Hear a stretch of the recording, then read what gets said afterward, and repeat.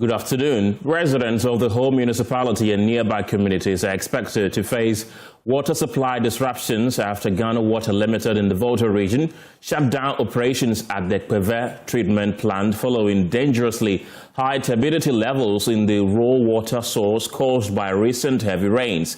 A development expected to disrupt water supply to the whole municipality and surrounding communities. Management said the excessive movement of sediments, silt and pollutants into the water source has pushed turbidity levels beyond the plant's treatment capacity, making continued water production technically unsafe and operationally unfeasible. The company also blamed construction and recreational activities near the intake point for worsening the situation and called on relevant authorities and stakeholders to urgently intervene to protect the water source from further encroachment and environmental degradation. So let's look at the statement that has been released to that effect. It says that the management of the Water Limited Volta region is informing the public, particularly residents of Ho and surrounding communities, that operations at the TVET treatment plant have been temporarily suspended due to extremely high turbidity levels in the raw water source as a result of rains in recent times. It continues to say that the turbidity levels have exceeded the acceptable operational threshold required to safe and effective water treatment, thereby rendering continued production technically unsafe and operationally unfeasible. It continues to say that this unfortunate development has compelled management to temporarily shut down operations at the headworks until conditions improve and safe operations standards are restored. It says that such developments pose a serious threat to the sustainability, safety, and reliability of water production in the area. It continues to say that recreational and construction-related activities around the intake area have the potential to continuously compromise raw water quality and create recurrent operational and production challenges for the treatment plant. It concludes by saying that the management is calling on all relevant authorities, environmental protection agencies, traditional leaders, and other key stakeholders to urgently intervene to safeguard the TVET water source from further encroachment and environmental degradation. Right, so those are excerpts of that statement that was released by the Volta Regional Branch of the Ghana Water Limited to that effect.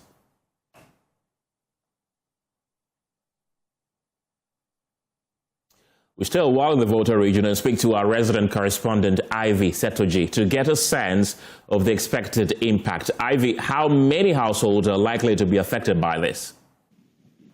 For the number of households, they are not sure, but what are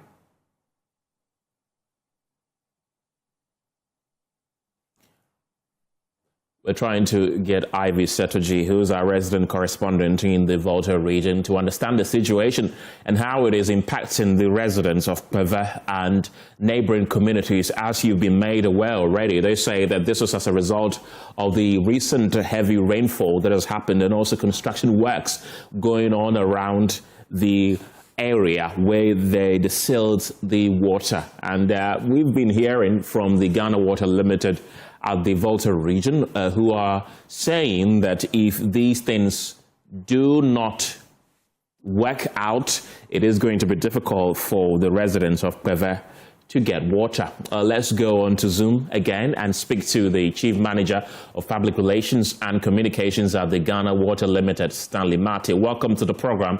What specifically caused the turbidity levels at the TVET treatment plant to rise beyond operational capacity? Okay, so let me begin from how treatment plants are built. Before any treatment plant is built, we look at the source, the raw water source, and then we study it over a period of time, between 5 to 10 years. So we are able to tell that at the highest turbidity level and then the minimum or the lowest turbidity level. So it is based on that we are able to design the treatment plant, right, and then to build it and for this thing for us to use. Now, so every treatment plant in this country, we have over 92 systems. All of them are unique on its own based on the raw water quality that they abstract for treatment. And so is the Kwebe treatment plant. Now, the Volta River is about the cleanest and the lowest turbidity level water or source that we have in this country. So the treatment plant, all our treatment plants built along the Volta River also built with a certain design to treat water not beyond a certain level of turbidity, let's say treating 20-25 maximum, but at least sometimes we try to go a bit beyond the 25 NTU level.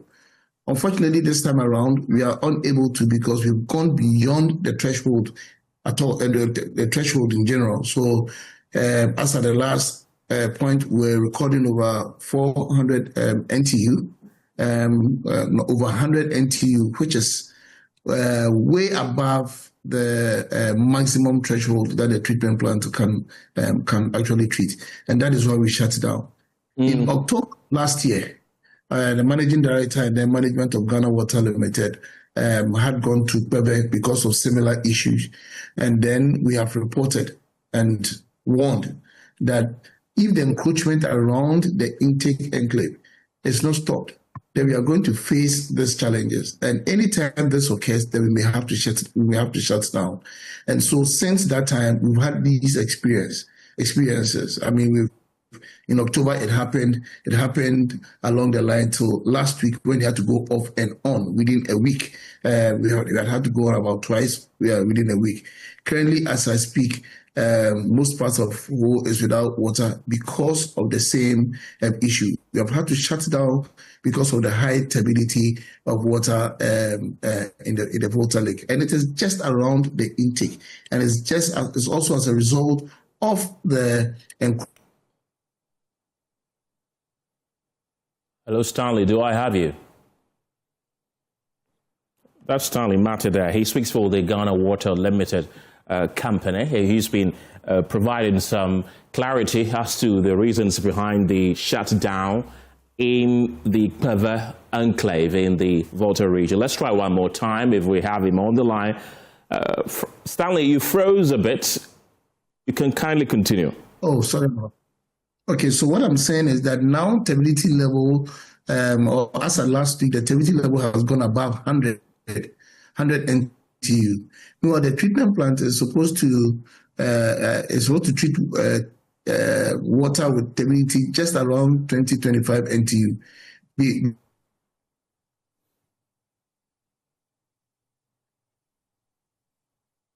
Stanley Mate has frozen again, but he is the spokesperson for the Ghana Water Limited, and as I mentioned earlier, has been providing some clarity as to the reasons behind the shutdown of the treatment plant at Kwebe in the Volta region. He says it's due to excess rainfall. That's quite interesting because usually when we hear about treatment plants being shut down, it's usually attributable to illegal mining or what we know locally as galamsey, but he's providing a very interesting narrative that it is due to excessive rainfall and also a construction around the treatment plant, which has resulted in the temporal closure of the treatment plant there. He's been providing some clarity on that.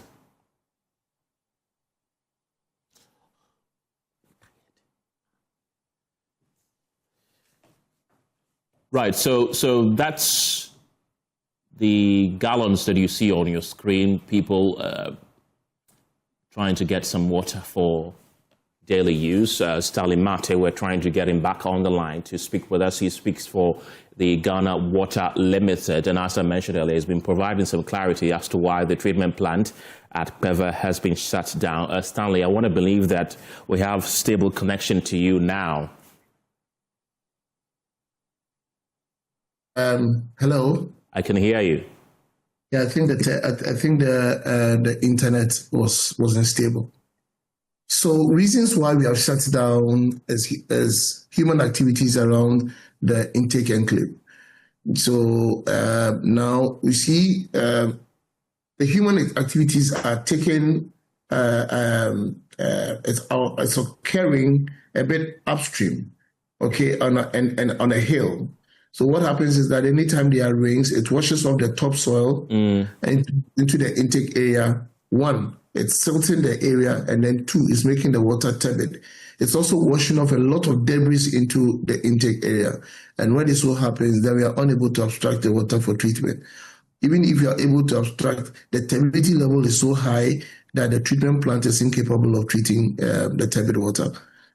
Okay, so we have had to shut down. And since last week, we have been off. We are doing everything possible to see how we can produce. But when the turbidity levels are high, there's nothing we can do because the treatment plant is not built to treat water beyond a certain turbidity level. How many people are likely to be affected by this shutdown? The Kpebe treatment plant serves the entire whole municipality.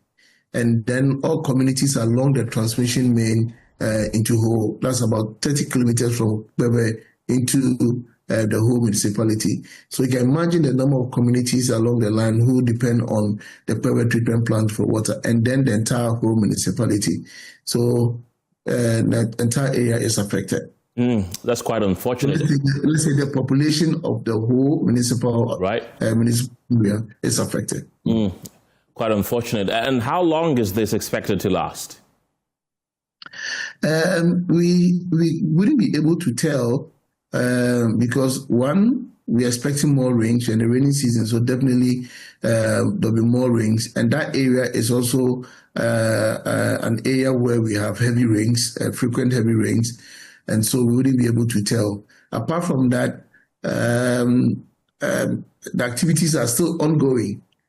So it means that anytime anything happens, any activity goes on, yes, we're going to see some erosion or some wash off of the topsoil, and definitely it will end up around the intake area, thereby silting the area and then making the water more turbid. Will it be closed? Will it be closed for the entirety of this year? Oh no, it can be. But then the thing is, that is the only source of water for the whole municipality. So even a day, even a week without water will create a lot of public health issues within the community. So as early as practicable, we need to stop these things so that we can have an enhanced or an improved water source so that we can treat for the people. And I wish that the members of the community will also do their part by ensuring that some of these things do not happen. There are stakeholders around, they all need to meet and to see how best they can stop this encroachment so that we can also produce water for them.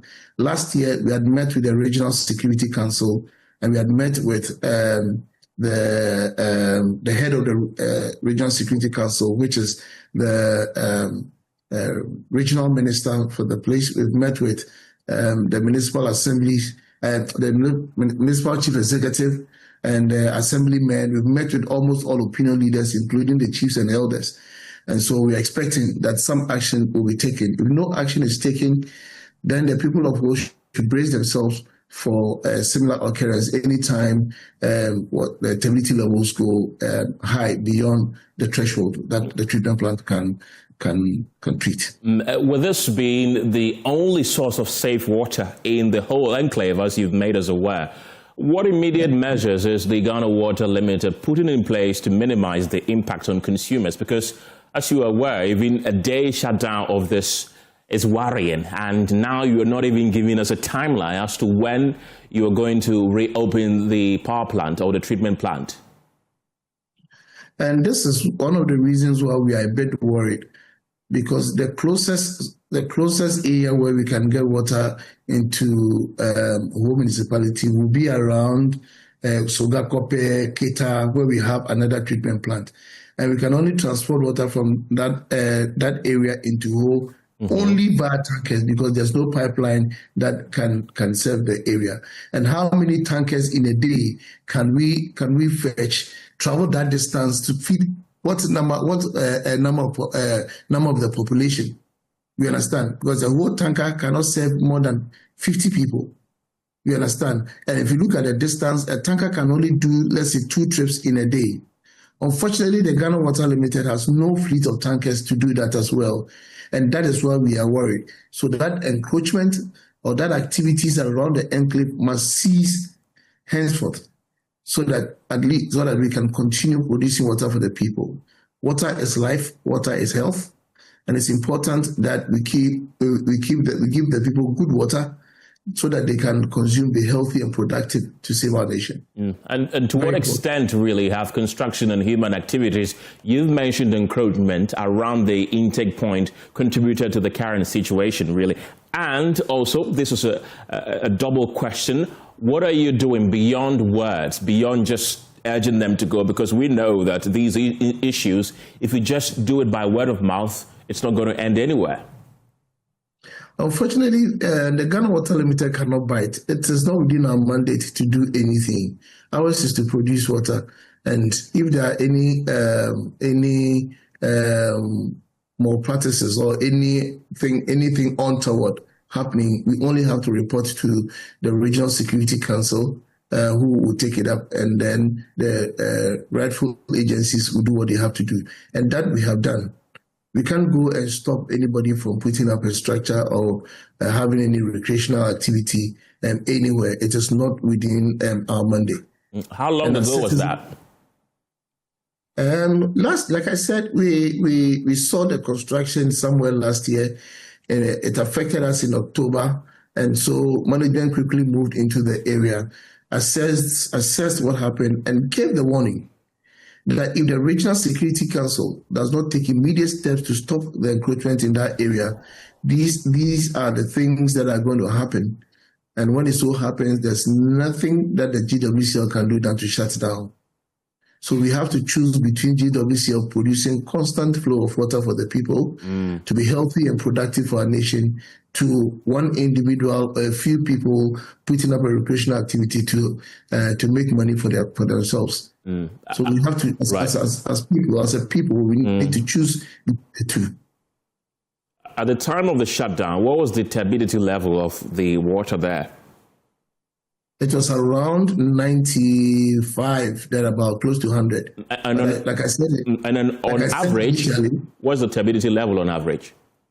The turbidity level has always been below 10 NTU. Oh. And the maximum that the treatment plant can take is between 20 and 25 NTU. Now we are at 100, approximately. Right. And has the Ghana Water Limited previously raised concerns about encroachment around the water source with authorities? Yes, exactly so. We don't relent on such issues. Like I said, last year, October, it came to our notice and we had to shut down. And so the managing director and some management members moved immediately to the place. Okay, the whole of last year and this year, we've been to Pebe about 5 times. We have met with the chiefs at the place. We've met with the regional minister on all occasions that we have been to the Pebe intake. And then our regional management at Ho have also met all the stakeholders in connection or in respect with the same issue. And so we have done everything within our means to have those activities or these activities around the enclave cease. Unfortunately, it's fallen on deaf ears. Right. You say that you've informed even the Regional Security Council. What did they tell you? What was their response? Oh, these are security issues. Right. For us, it's information for them. So we just give them the information, and then it is within their mandate to do the needful. And that is what we expect from them. Stanley Mate, thank you very much. He speaks for the Ghana Water Limited. You're still watching The Pulse here on Joy News. Let's bring you more stories this afternoon, because a government spokesperson, Felix Kwachefesu, has accused the Ghana Bar Association of partisanship, describing the legal body as an appendage of the opposition MPP. In a strongly worded statement on his Facebook handle. He argued that the association's silence over recent comments by Minority Leader Alexander Afenyo-Markin directed at a judge exposes what he describes as double standards within the legal body. According to him, if the Ghana Bar Association were truly impartial, it would have issued an immediate, uncompromising response to what he calls the intolerable abuse of a judge by the Minority Leader. We'll speak to him shortly, but first, let's bring back the Minority Leader and MP for Efutu, Alexander Afenyo-Markin, who addressed a news conference yesterday, slamming authorities over the continued detention of Bunu Regional Chairman of the MPP, Kwame Bafo Abronye, demanding his immediate release from BNI custody. Watch. Demands, and they are non-negotiable. First, Mr. Kwame Bafo Abronye must be released from BNI custody immediately. His detention is constitutionally indefensible and must end today. Second, our legal team will mount full constitutional challenge to this prosecution, including challenge to the application of sections 207 and 208 of Act 29 against political speech where civil liberties are available and adequate. Third, Parliament's Constitutional, Legal and Parliamentary Affairs Committee shall, upon assumption of Parliament, be made through an application to summon the Inspector General of Police, the Director General of BNI to publicly account for every decision taken in this matter. The Chief Justice is not also above the law. Parliament will use every law under its command to summon the Chief Justice. They must all be answerable. That's the Minority Leader, Alexander Afenyo-Markin. He also called on the majority to cooperate with the minority to end what he described as a growing cycle of political intimidation. And let the majority know this. In the effort by the minority in ensuring this is done, they should not try to stampede it. It is good for democracy, and we call on the majority to support it, because tomorrow they may be in opposition and they may need this very law to protect them. I repeat, for our friends in the majority in Parliament, I call for their cooperation, even as the minority in summons the Chief Justice, the IGP, and the Director General BNI to appear before Parliament. They should support us. They should cooperate. It is a democratic responsibility. They shouldn't, for partisan consideration, decide to stampede us with their numbers. If they do, one day, they will regret it. Yeah. If they do, they may win with their numbers. Sure. But one day, by 2029, they will be shouting on the rooftops, asking for the law to protect them. And we'll tell them that when the time came, they condoned, they connived and supported us. We pray that day will not come. We need to end this vicious cycle in our political system.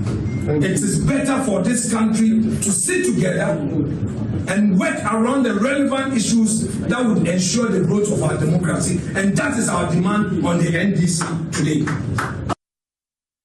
You heard the Minority Leader Alexander Afenyo-Markin. Government spokesperson Felix Kwakye has taken exception to the words used by the Minority Leader and has slammed the Ghana Bar Association for its silence on the matter in a strongly worded statement posted on his Facebook handle. And there it is. It says that I have long dismissed the Ghana Bar Association as an MPP grouping. If it were not so, the intolerable abuse of this judge by the Minority Leader will have elicited an immediate, uncompromising response. They have been known to respond quickly to far less offensive commentary on non-MPP members. Alas, one of their own, an MPP lawyer, has abused a judge, so they have been loudly silent. What insufferable duplicity.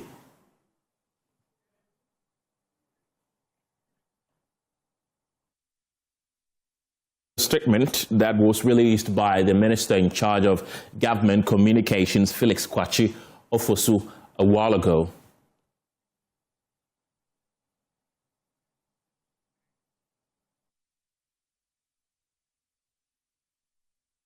We're trying to raise Felix Kwachi Ofosu for a response on that. But in the meantime, the 5-year-old Miguel Insifo should be in school learning. Instead, he is in a race against time to survive a brain tumor that has forced him out of school and left him struggling to walk. After one emergency surgery, Miguel now urgently needs 53,000 Ghana cedis for another operation.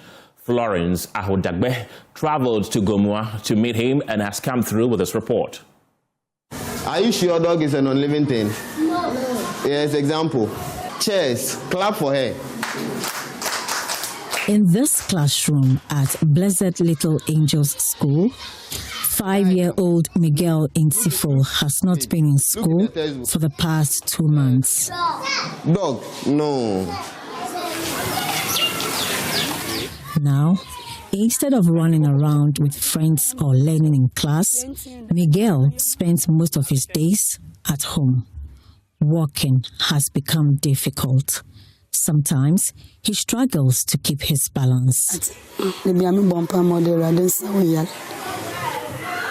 Miguel's mother, Joyce Donko, says it all started with complaints of headache after school one Friday.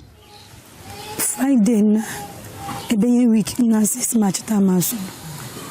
Of school by no summer, miti, mamiti, tea, and mammy, a quadros to prepare, Palais day man. The complaint was a Friday, Saturday, Sunday, Monday, no, because school was sorry and a pa, and peja. Ah, Daddy, I didn't know. The person who played was Sabo by so I didn't know. No, we were schooling what we met on one day, and mother, swam my friends. Began by a down or that many hours. Somebody have found a hospital. The mother and mamma, me told me shopping, maybe I look around, training ya, do. No, send me to. Nah, me didn't call. Offense. At the hospital, doctors ordered scans. The results revealed a dangerous condition, fluid building up inside Miguel's brain. Doctors later explained a tumor growing at the back part of his brain was blocking the normal flow of fluid and creating pressure inside his head. The first surgery was to drain the dangerous fluid from Miguel's brain and reduce the pressure. But the cost was overwhelming. See, surgery is 200 million. 200 million. 100 million basa. No, say me count me sadam. Papa ni John why di. The manage. Easy. Me flow away. Just my bobo. E do anpo mi ndibi. Na aye ni say osuni Bible nko ha. Tais de no do ye na. Tais de no do mami. Madam, me be. Nenino. We ko say. Udini jina ho a wonjina atisa mesesano ena doctor penin no ba ese maybe I blame to man one a control ni peduana wa dwani che se kwa ha obekwa I want sad no. The school contributed. Church members also stepped in. Small donations slowly came together. I'm suffering past day by kakranka discussion with my madam. Mami Joyce, Yanyabi, I saw my head to inside me 51 million. Ah, one bunko to do me bed in Pastor Medasati. Friday no. No, my father, I'm afraid no quay. The bed done to me. Some trains or dimbe baba. I did me now 4 o'clock. And I didn't mammy under. The most empire, but if I don't quite 3 o'clock and what family game, mammy. The Umpanudiana or the Upaneba, Mr. Cross, the random that was sick. But for Joyce, the relief did not last long. Miguel now needs a second surgery to remove the tumor itself. And once again, the family is struggling to raise the money needed to save his life. This time, the surgery will cost 53,000 cedis. No, the mistake come one, the mistake. Mammy, in a make a I'm going to a man for one woman. Make up for the mistake way. Make up for the mistake way. Quasha, to them in my mirror. And the man sent me out to them, skate them easily. Like to teach you know, and my own woman to be done. I will forget 5 years. 5 years. 5 years old boy.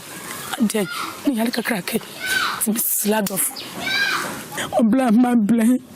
Just say. Obiwa ukokra 106 no yamam. TCD no yamam. The sasika me babu ano. I consider ben men sasika. While other children return home from school every day, Miguel can only watch from a distance.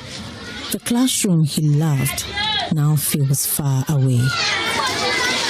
His friends sometimes ask of him, they get bored and they miss him too. So sometimes they become bored without him because he's very playful.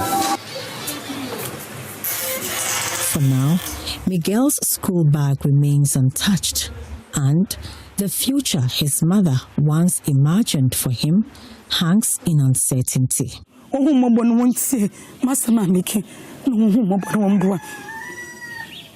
woman, me baby. More bonum is one Jimmy Bayman, For Joyce Donko, every day has become a race against time, debts, and fear. For Miguel, it is a battle to return to the simple life he once knew: school, football, friends, and the dream of growing up to become somebody someday.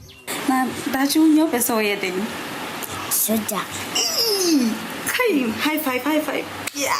For Joy News, Florence Ahodabe's reports from Gomwa in the Central Region. Health professionals and community leaders are raising concern over increasing cases of chronic illnesses, opioid abuse, and early deaths among young people in some mining communities in Takwa. A medical outreach by the Goldfields Ghana Foundation is now revealing worrying health trends that experts say may require broader public health attention. Inathalia Kwanza reports. What began as a routine medical outreach in Takwa is also exposing troubling health concerns within the mining communities. Hundreds of residents from Brahapabum and nearby communities turned up for free health screening, medical consultation, and medication under an outreach organized by Goldfields Ghana Foundation in partnership with health professionals and other organizations. But beyond the screening, organizers say the exercise is helping uncover deeper public health issue affecting residents. Even if you look at the obituaries on the walls around the Takwa area, the fact that you have very young people dying, people dying in their 30s and 40s, all this requires some kind of investigation. And how do you investigate? At programs such as this, the data that we take, we identify the prevailing health conditions in the communities, and then we can collaborate with the Ghana Health Service to intervene. According to him, one major concern emerging is the growing abuse of opioids among young people within mining communities. What we are identifying is high rates of drug abuse, especially the opioids and all that. I don't know whether it is because of the small-scale mining activities. People feel they must have energy to go and dig and do the manual. We don't know. So we are doing it at regular intervals just so we can gather enough data to influence the interventions that we want to do. Over 70% of the workers at Goldfields are from the host communities, meaning that the very people we are considering host community are also our employees. So even if we were selfish, we will at least take care of our own people.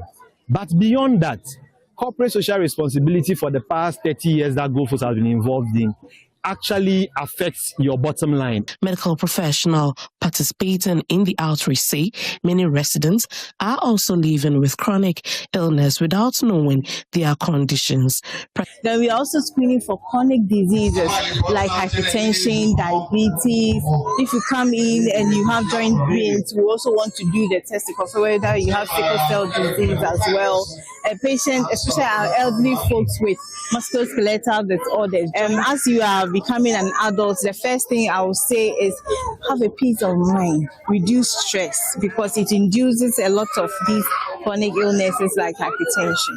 Beneficiaries describe the outreach as timely, particularly for residents who struggle to access regular healthcare service. Whenever there is a scheme, they should try and come, because it doesn't cost. When you go to private hospital or even government hospital, you pay for it. Rough check in their health, and then drugs are given for free. You don't pay a dime for anything. So it's an excellent opportunity for people to at least access quality health care. In other stories, the Ghana Navy has rescued 7 suspected stowaways from a Belgium-flagged crude oil tanker MT Cap Felix, following a distress call transmitted through Maritime rescue coordination channels off Ghana's coast. The 7 are believed to have boarded the oil tanker at Abidjan in La Côte d'Ivoire. Briefing the media in Tema, Flag Officer Commanding of the Eastern Naval Command, Camaraderie Solomon Esiedu Labi, said the vessel detected suspected stowaways concealed inside its radar trunk while operating about 200 nautical miles south of Temahaba. Kwame Yanka has more. The operation was launched after the Maritime Operations Center of the Ghana Navy received a distress call on Wednesday, May 13, 2026 from the Maritime Rescue Coordination Center in Abidjan, Côte d'Ivoire. The distress call originated from MT Cap Felix, a Belgian-flagged crude oil tanker with gross tonnage of approximately 82,000 tons and IMO number of 9380738 with its last port of call at Abidjan in Côte d'Ivoire. The Ghana Navy ship Achimota, under the command of Commander Ishmael Kofi Kwanza, was immediately deployed with its crew to intercept the tanker and render assistance. The naval vessel successfully met the tanker at sea, where personnel, after braving rough seas during the operation, successfully rescued all 7 male suspects from the tanker's radar trunk and arrived in Tema on Saturday, May 16. Here is Flag Officer Commanding of the Eastern Naval Command, Commodore Solomon Esiedu Labi. Ghana Navy ship Achimota was tasked to investigate and offer the necessary assistance. The Ghana Navy ship departed harbor approximately 1900 hours on the set date and successfully intercepted the tanker at sea, where 7 suspected male stowaways were safely extricated from the tanker's radar trunk. All the 7 suspected male stowaways were brought to the Tema harbor successfully on board Ghana Navy ship Achimota and are in good condition.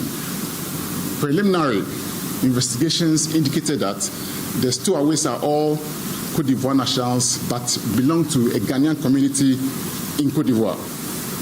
They reportedly boarded the tanker clandestinely at the Ivorian anchorage. Commodore Esiedu Labi stressed the operation underscores the Ghana Navy's unwavering commitment to safeguarding Ghana's territorial waters and strengthening security across the Gulf of Guinea. The stowaways have been handed over to the appropriate authorities, including the Ghana Ports and Harbour Authorities, the Ghana Immigration Service, and the Marine Police for further investigations and necessary action. Additional details will be communicated as the investigation progresses. The Ghana Navy reaffirms its commitment towards the maintenance of security within Ghana's maritime domain and the Gulf of Guinea as a whole. I seize this opportunity also to express deepest appreciation to all our maritime stakeholders who supported in making this operation a successful one. Present at the briefing were Deputy Command Operations Officer Lieutenant Commander Dorothy Osei Anaso, and other naval officers. Kwame Yankes reports for Joy News.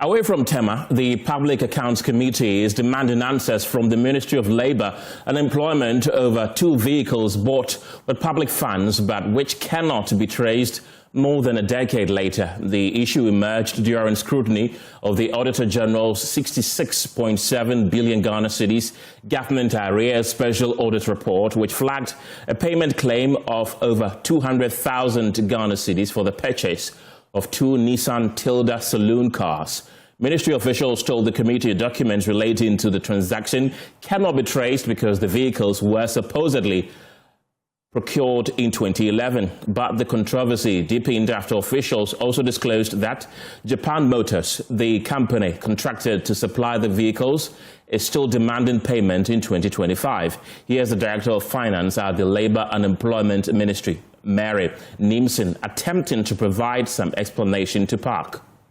Available. The ministry, as we stand now, we don't have enough documentation on it. So when the auditors came, we made them aware that we don't have enough documentation on this. For the price adjustments of the pickup, that is selling automotive, they have been paid, but then they are saying that there was delay in payment. So they computed some interest for us to pay, of which Ministry of Finance was made aware of. The 2 horsepower air conditioned too, we don't have enough documentation on it. So we told the auditors, as we stand, we don't have enough documentation on them. So they reached out to those institutions, but then the institutions also didn't respond to what the auditors raised. For the last one, the Fair Wages and Salaries Commission, they are building, the cost for the completion of the building was a 5.1 million. The 4.3 million was work certified. And so because they were work certified, the auditors agreed to it. But then the remaining amount is work yet to be done. So they were rejected. And we all agreed to it that because it's work yet to be done, we agreed for it to be rejected. Let's cross over live and speak to our resident correspondent in Parliament, James Aveji, who's joining us for more on this. James, the finance director indicated that 40% of the amount have been paid and the rest kept accruing interest. How does she know about this? And really, when the document that they say cannot be traced come to their attention?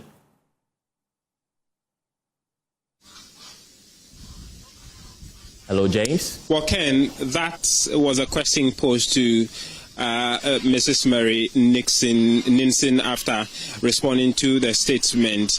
And what her explanation has been is that they had to write to the company at the center of the provision of this 2 saloon vehicles, who provided some photocopied documents to them, in fact, which they cannot even substantiate, where they discovered that 40% of the money for this vehicle was paid.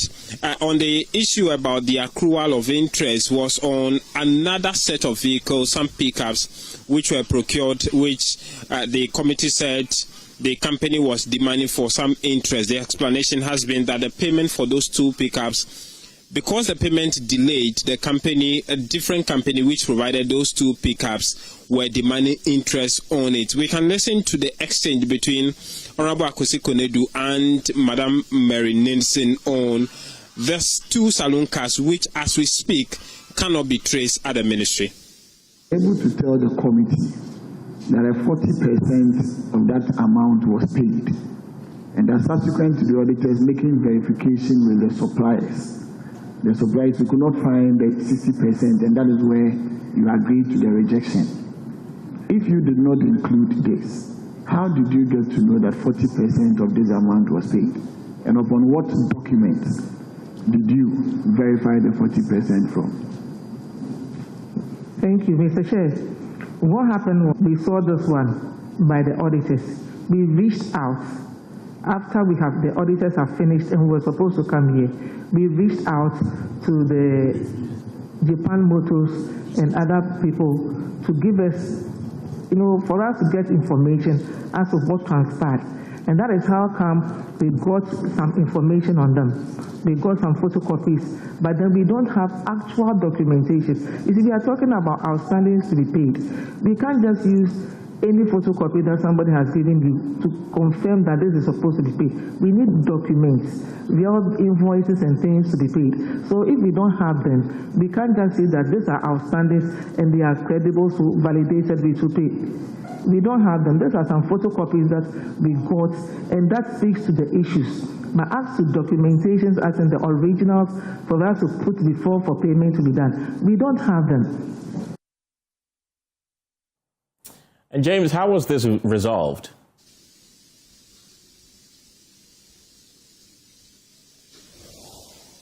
The Sector Minister, Honorable Rashid Pelpo, then intervened in the matter.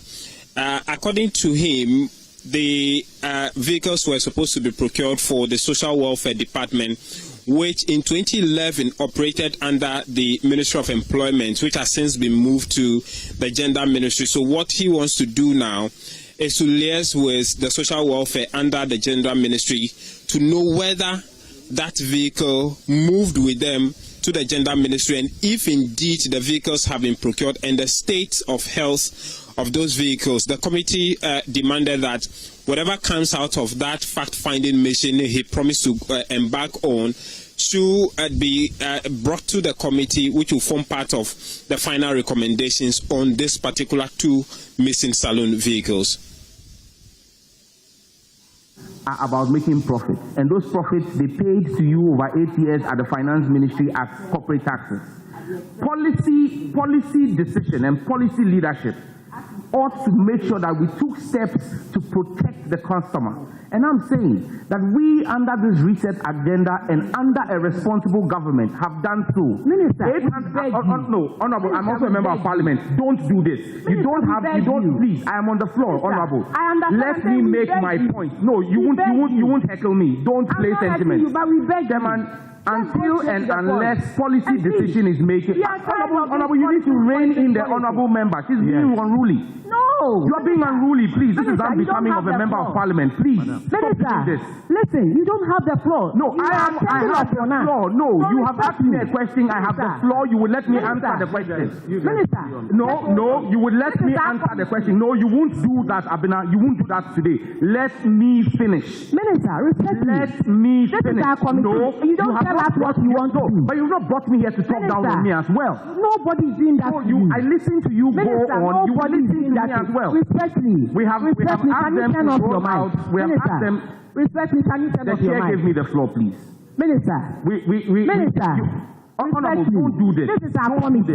Minister, respectfully, I understand. If it's your committee, then don't invite us. But if you invite us, you ask us a question. Minister, if you ask us a question, you listen to us as well. Minister, it's not a monologue. Respectfully. So respectfully, let me land. We will let you land. Just a minute. Minister, respectfully, we will let you land. Minister, we are not coming to repeat anything. Respectfully, we will let you land. Please. When you come here and we address issues, it is not that we want to take anybody down. Never. You and I, we go beyond this. We go beyond this. It is not that we want to take anybody down. But Minister, the situation is serious. And that is all the sentiments I'm trying to carry across. And that's the point I'm making. We've given a policy direction in January. On the back of our policy direction, MTN is rolling out 800 new sites. Telecom is rolling out 350 new sites. Between those two companies, you see 1,150 new sites. However, that's why I said to you that this is engineering and not sentiment. When you ask an MNO to roll out a new site, there are steps that have to be taken. First and foremost, you need to do the acquisition of the site. Then you need to then make the requisition for the radio equipment and the cell site. Those are not things that are, for want of a better phrase, in a supermarket that you just go and buy. You place an order with an OEM. The regulator, the NCA, MNOs are receiving their BTA devices between July and August. So yes, we have made the request. We have asked them to take the steps. They have taken the steps. But it takes time for the equipment to arrive in the country. And when the equipment arrives and they roll out the improvement, you will see the improvement in the network. But we cannot sit here after 10 years of failing to take action, Someone is taking action, and then you say that you want to see it as quickly as possible. How many of the sites are they building this year? This year, MTN is doing 800 new sites. Okay. Telecom is doing 350 new sites. Okay. So we're looking at 1,150 new sites this year. And I'm saying to you that over the last 10 years, from 2016, yes, the average has been 223 sites per year. And so if this year we are doing 1,150, we are doing a 500% increase to try and cover. And that's why I'm saying that, yes, we all go through the challenge. But I'm saying to you that you cannot will some of these things into being with a snap of a finger. It takes time. And so I'm saying that we gave that order in the first quarter of this year. Minister. It will take about 3 to 6 months. I am confident that by the end of Q3 going into Q4, we would see a remarkable improvement in the network. James, we just witnessed a heated exchange between Minister Sam George and Chairperson of the Public Accounts Committee, Abna Osei Asari. Tell us what led to this and how was it resolved?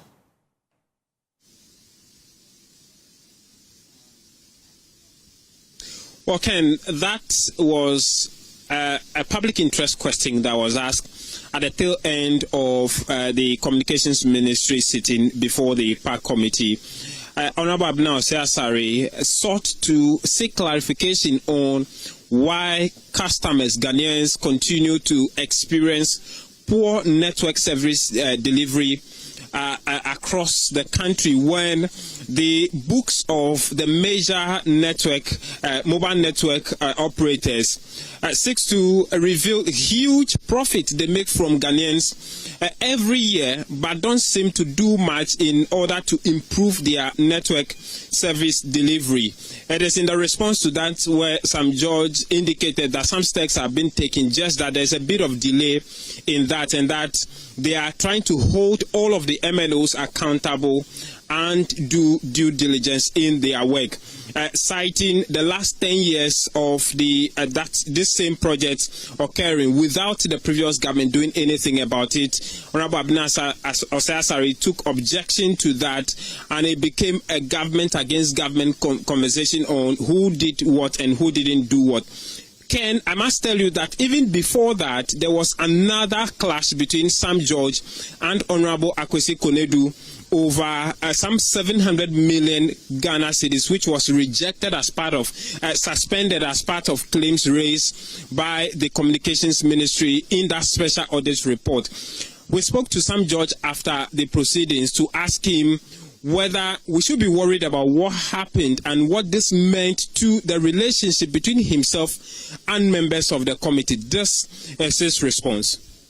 What transpired between yourself, Honorable Akwesi Konadu, and Honorable Abna Osei Asari? Do they have to be worried about your relationship with these two or the committee? Oh, come on. I mean, Konadu is a very good friend. Abna is a friend as well. And maybe that's part of the reason why our exchanges are very heated, because we do this in our regular conversations. But my point is very simple. The fact that we're friends does not negate from the fact that the work has to be done. I've sat on this committee for 8 years. I've been someone that has toughly questioned people, and I know that my colleagues are only returning the favor for what I did to MPP ministers, and so, but I'm a tough nut to crack, and so that's why I come prepared. The bottom line is you can ask me any question, but you just need to give me the audience as well to respond, because if I'm responding and you don't allow me to respond, then it becomes a monologue. It's not a conversation, and people need to be able to get appreciation. Akwesi Konadu and Abna are very good friends, very, very good friends. And you saw after the program, the end of the session, the three of us huddling together and laughing. So the next time I come back again, I'll fire them. And I indicated it as soon as the chairman said Abna was going to ask the question, I said, why is he pushing me to Abna again? Because, I mean, but I think that Abna and Konadu do their work as members of parliament. They do a very good job of scrutinizing and asking the probing questions. And I also will do my job of also holding my own and stating my position. So no hard feelings, no bad blood. I'm going to join them for lunch. That's Communications Minister Sam George. You're still watching The Pulse here on Joy News. We return from the break with more. See you in a moment. Hello again. President Mahama has revealed Ghana lost $78 million in USAID funding following closure of its programs in the country, stressing that bilateral and multilateral support to the health sector has declined significantly since 2025. Speaking at the 79th World Health Assembly in Geneva, Switzerland, he said sweeping cuts to international aid and the withdrawal of major Western funding from global health programs have exposed the vulnerability of African health systems and made health sovereignty an urgent necessity rather than a political slogan. He therefore called for a radical overhaul of the world's health financing system, warning that Africa can no longer survive on what he described as an outdated model of donor dependency. We meet at the 79th World Health Assembly amid uncertainty, shifting global geopolitics and deliberate assaults on the world's multilateral system have created doubts about the trajectory of global health cooperation and reform. 6 years after the last global pandemic, COVID-19, the world health architecture is changing rapidly. Overall humanitarian assistance is reported to have declined by 40%. And some of the largest Western economies have significantly cut their overseas development assistance. The World Health Organization's budget has been gutted by the withdrawal of U.S. assistance, forcing the organization to scale down programs and undertake steep staff retrenchments. In Ghana, health financing from bilateral and multilateral partners has significantly decreased since 2025. Ghana lost $78 million in health funding following the closure of U.S. aid programs. This money went mainly into malaria programs, maternal and child health, nutrition, HIV/AIDS programs, including testing and delivery of antiretroviral drugs. In South Africa, the abrupt withdrawal of PEPFAR funding has shut clinics, terminated gender-based violence programs, and left 1.4 million people living with HIV uncertain about their treatment continuity. And we're told that by 2030, 9 million preventable deaths could occur due to these shifts. It is estimated that the direct consequences of this aid suspension could push about 5.7 million Africans into poverty by the end of 2026. It is this gloomy outlook for the future of global health that prompted the convening of the African Health Sovereignty Conference, famously known as the Accra Reset, in August last year.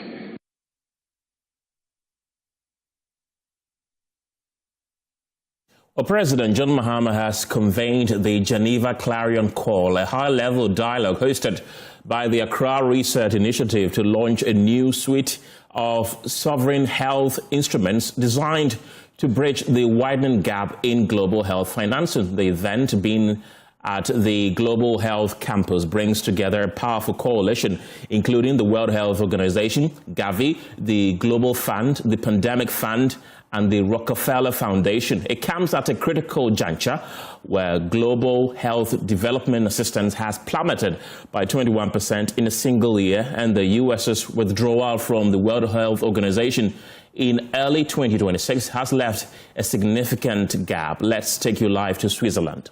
Ensure that when the 14th General Program of Work meets Gavi's LEAP, they make sense on the ground in Africa, Jakarta, and Rio. And thirdly, last week in Kigali, the Sankore Institute of Global Negotiators was outdoored. We're tired of arriving at procurement tables with nothing but goodwill, only to leave with shackling conditionalities. The Sankore Institute of Global Negotiators will ensure that when we negotiate technology transfer or voluntary licensing, our team is as sophisticated as our counterpart.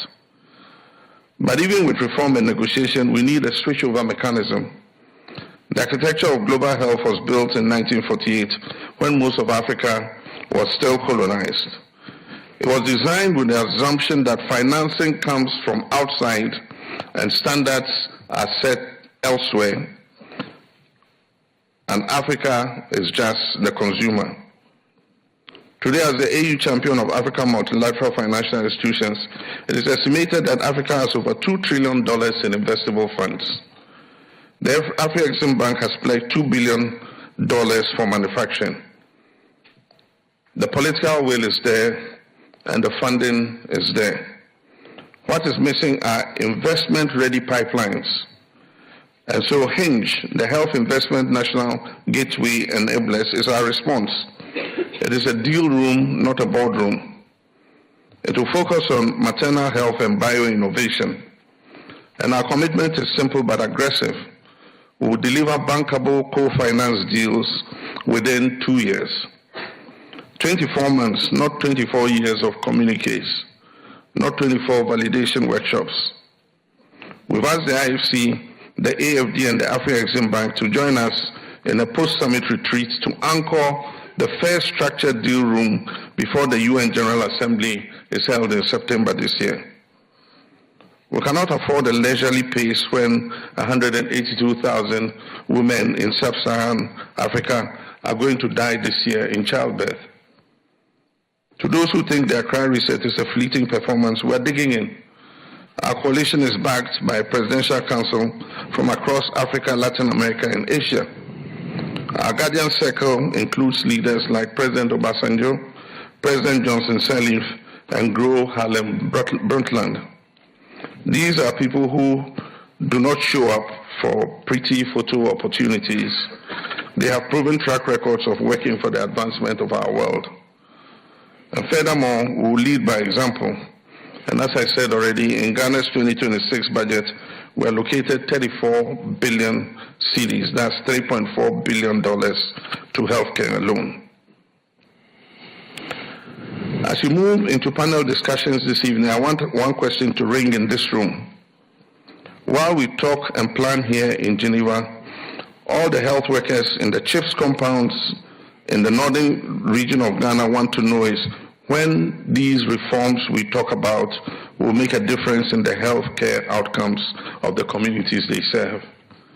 They don't care about the nomenclature, global health architecture, and all the beautiful jargon we throw around. Blueprints and plans don't fit on their phone screens.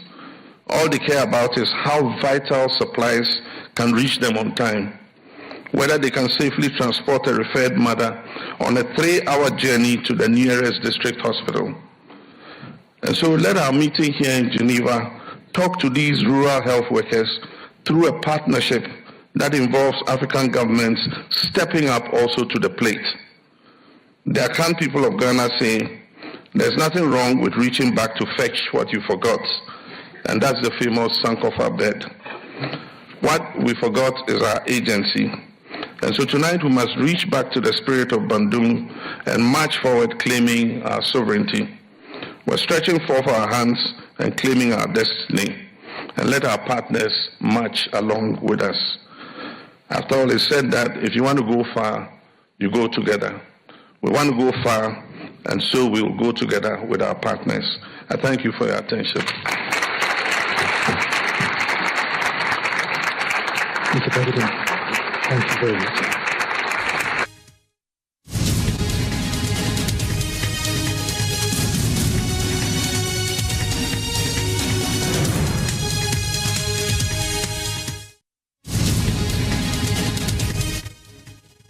That's President John Mahama at the Global Health Conference in Geneva, Switzerland. Let's come back to Accra because Engineers and Planners has made yet another massive sale to the Ghana Gold Board, selling 100% of its second gold production from the Diamond mine to support the country's national resources.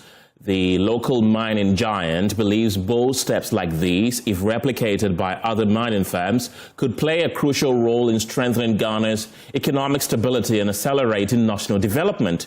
The brief ceremony took place at the Gold Board Assay office at the Accra International Airport. Fatal Bayaga has more. Just about 2 weeks ago, local mining giant, engineers and planners owned by businessman Ibrahim Mahama sold 100% of its first gold output from Daman mine to the Gold Board and the Bank of Ghana to support the country's gold reserves. The firm has followed up with another sale, once again selling 100% of its gold production. Michelle Akon is the technical director at the Gold Board, speaking on behalf of the CEO, Sami Jemfi. Today marks a very significant and refreshing moment for us at Ghana Gold Board. Once again, this is the second time the Daman Gold Mine is delivering its gold mine to the Ghana Gold Board. 100%.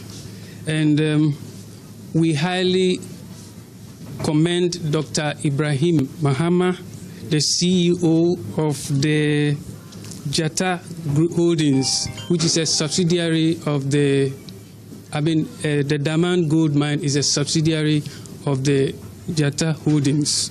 He also encouraged other large mining firms to emulate the step taken by engineers and planners in supporting the country's economic development. We would like to take this opportunity to encourage all the large-scale mining companies to also endeavor to follow this good example that we are receiving from the Daman gold mines. I want to thank every one of you for giving us your attention, and also we know that you are going to collaborate for us to be able to optimize our value for gold in this country. Lawyer for the local mining firm, Bobby Banson, says this is a clear indication that the step taken by engineers and planners is not just a one-day wonder, but a strong and sustained commitment to supporting the country's gold reserves. For those that thought that what we did last time was a 9-day wonder, this is just further evidence of the commitment of the mine wholly owned by a Ghanaian to support the Ghanaian economy.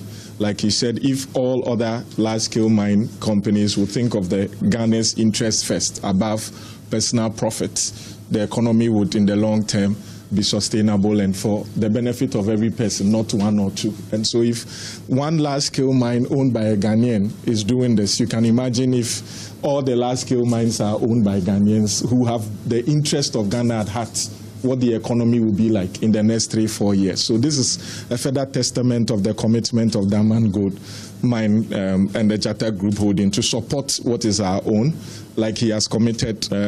Every time there's production, as long as the Gold Board has the financial capacity to take it, we will give you the right of first refusal, because we want to contribute in our own small way to bring in stability to our economic. The local mining giant believes this step would help boost the nation's economic stability and sustain national gold reserves.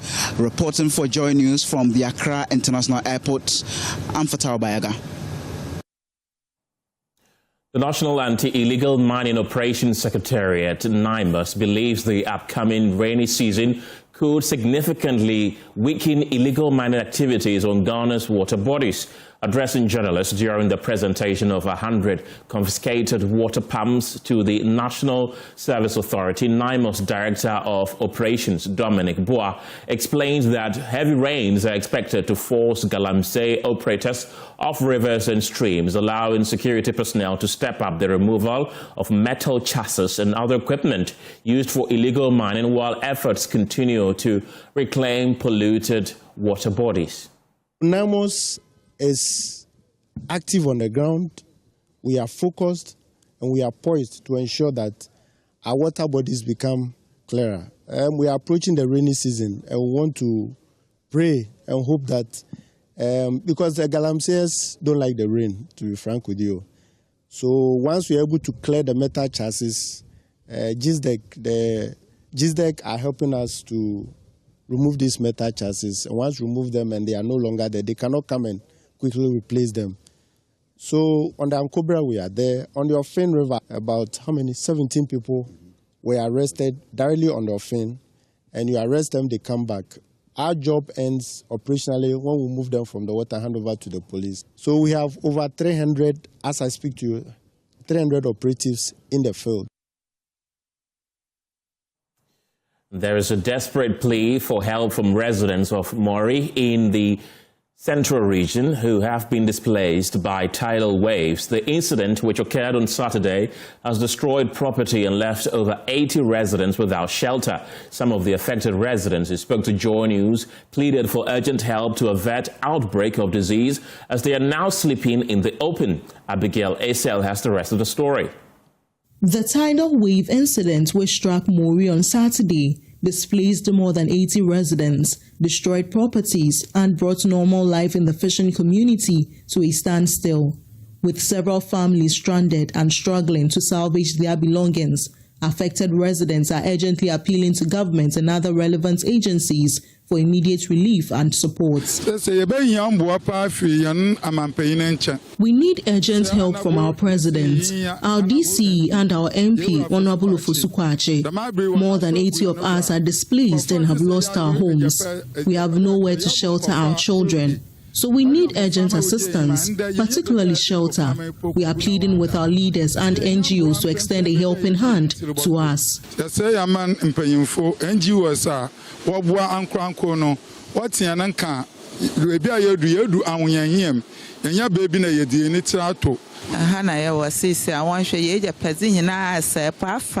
tides have swept away all our money and belongings. It has been difficult getting a place to sleep. We are pleading with governments for support. During a visit to the area following the disaster, Central Regional Director of the National Disaster Management Organization, Emmanuel Kwesi Dawood, outlined temporary interventions being rolled out to assist victims, describing the condition of displaced residents as dire and deeply concerning. These 80 victims have been rendered homeless. NADMO Directorate from AAK, the Region Operations Team, the EOC, the National Security, and the Assembly officials have to be here to ensure that the victims, fortunately for us, the National Coping Mechanism assisted us drastically by way of pairing the families, the affected victims with their extended family partners. And they are currently being cramped or housed in overcrowded extended family halls, which is also not the ideal solutions. This is a fishing community, and their mainstay of occupation is fishing. So their fishing gears and other things have been carried away by the tidal waves. He further renewed calls for swift humanitarian assistance, while stressing the urgent need for sustainable long-term measures to protect vulnerable coastal communities in the central region. It is not just the collapse of bricks and mortar, but as indicated earlier on, it is an existential threat that needs to be tackled head-on. By first and foremost, we are appealing for the humanitarian assistance by way of relief distribution. Then we'll look at permanent long-term engineering solutions, not just for Mori Beach, but all the coastal towns in the central region of Ghana. From Mori, Abigail Asel reports for Joy News. The Commission for Technical and Vocational Education and Training has recorded significant growth in participation across Ghana, with the number of candidates sitting for this year's examinations increasing compared to previous years. More than 60,000 candidates are sitting for this year's Certificate 2 examinations, reflecting the growing interest in technical and vocational education and training. Speaking to Joy News, Director General Kwame Zu said the rise in participation aligns with increased enrollment across TVET institutions. Over the past few years, there has been significant increases in the number of learners that have sat for the Commission for TVET Certificate 2 examinations. Last year was slightly above 55,000, and this year's figure is above 61,000 candidates. So clearly, there has been some improvement in the participation. Be that as it may, it is our hope that these figures would even shoot in the succeeding years to come. So there has been some growth in the participation in TVET, which is coterminous with the increasing growth in the enrollment figures that has equally shown short over the years in question. Okay. He further indicated that the Commission expects participation to rise even further in the coming years, following the launch of a nationwide campaign aimed at promoting technical and vocational education. The Commission for TVET, as part of its core mandate, is enjoined not only to administer and regulate TVET, we also promote TVET. So we have engaged in what we call the My TVET campaign over the years, and this campaign has sought to provide reasons why TVET should be a first choice pathway for learners, but not a second choice for learners. So some of these interventions we have done over the period have partly contributed to why the numbers have been growing over the years. But we look forward to even more soaring figures in the years ensuing. Let's take you back to the Public Accounts Committee, which has raised serious concern over why the Ministry of Sports and Recreation submitted a 35.8 million Ghana cedis claim without any supporting document for work done. The amount, according to the 68.7 billion cedis government arrears special audit report, was a claim placed by the Sports Ministry as cost of the deployment of 6,000 police officers to provide security for the 3-week competition. Although the amount has not been paid, ranking member on the committee, Samuel Atamils, raised questions over how such huge claims found their way to the Finance Ministry in the first place. Now, unsupported claims, 35.8 million. Just for 6,000 police officers. 6,000 police officers. That was the so-called, I don't know whether they call it Africa Games or All Africa Games. Chairman, it's African Games. It's Africa Games. And they spent 35.8 million 2024 for police officers. And we don't have documentation on it. How? Ministry of Sports. How? And you want to sit here and come and argue? Go to a time. Ministry of Sports. We used to change a minister almost every year. Ministry of Sports. We used to change a minister every year. If we can't understand this duplication, I don't understand why we should change a minister every year. Maybe we need to change everybody in the ministry every year and keep the minister. The question is, how did you submit what you have raised questions on yourself? That's what they want to know. Yes, thank you. We got assurance from the police that they will provide the supporting document. Internal auditor. Internal auditor. We've also been hearing from the executive chairman of the local organizing committee for the 2023 African Games, Kweku Ofosu Asari, who says 3 years on, the police are yet to provide enough document to justify the claim. I mean, this was a bill submitted by the police at the end of the Games, and I was really baffled when the bill was submitted to me because we didn't reach that agreement. Initially, they were to have policemen to assist in carrying out police duties. We were initially even feeding them. Then they pulled out. And from nowhere, at the end of it, they brought this bill.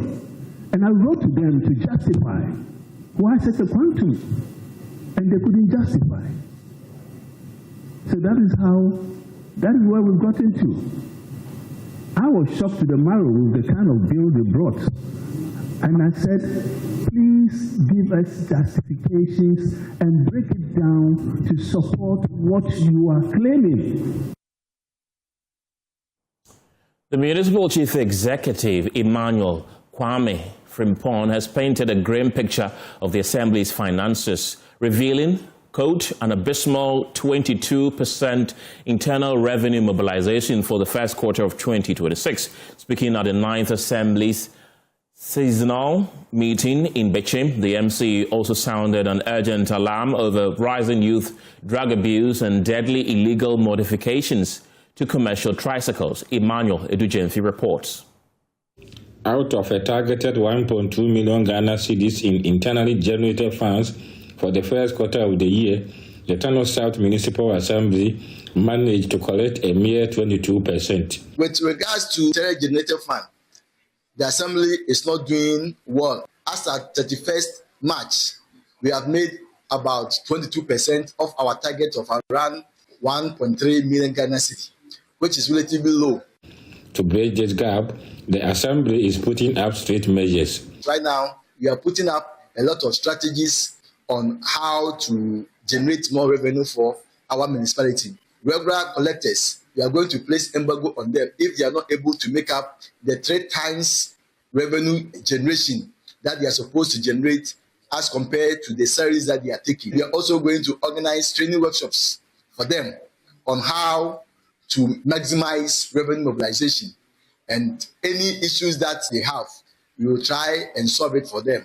We will also take the advantage to also advise the ratepayers that they should also pay promptly so that they will not also get into any issue with law. Mr. Kwame Frimpong also highlighted other pressing security concerns of the municipality. The removal of the bucket of Aboboya tricycle in carrying locks, and it has caused a lot of accidents at times, which leads to loss of lives. We are taxing the police to be on the vigilant on the use of illicit drugs among the youth is getting out of hand in my municipality. So we have asked the police to continue with the sweeps and also task the health directorate to also start educating the youth about the side effects of illicit drugs.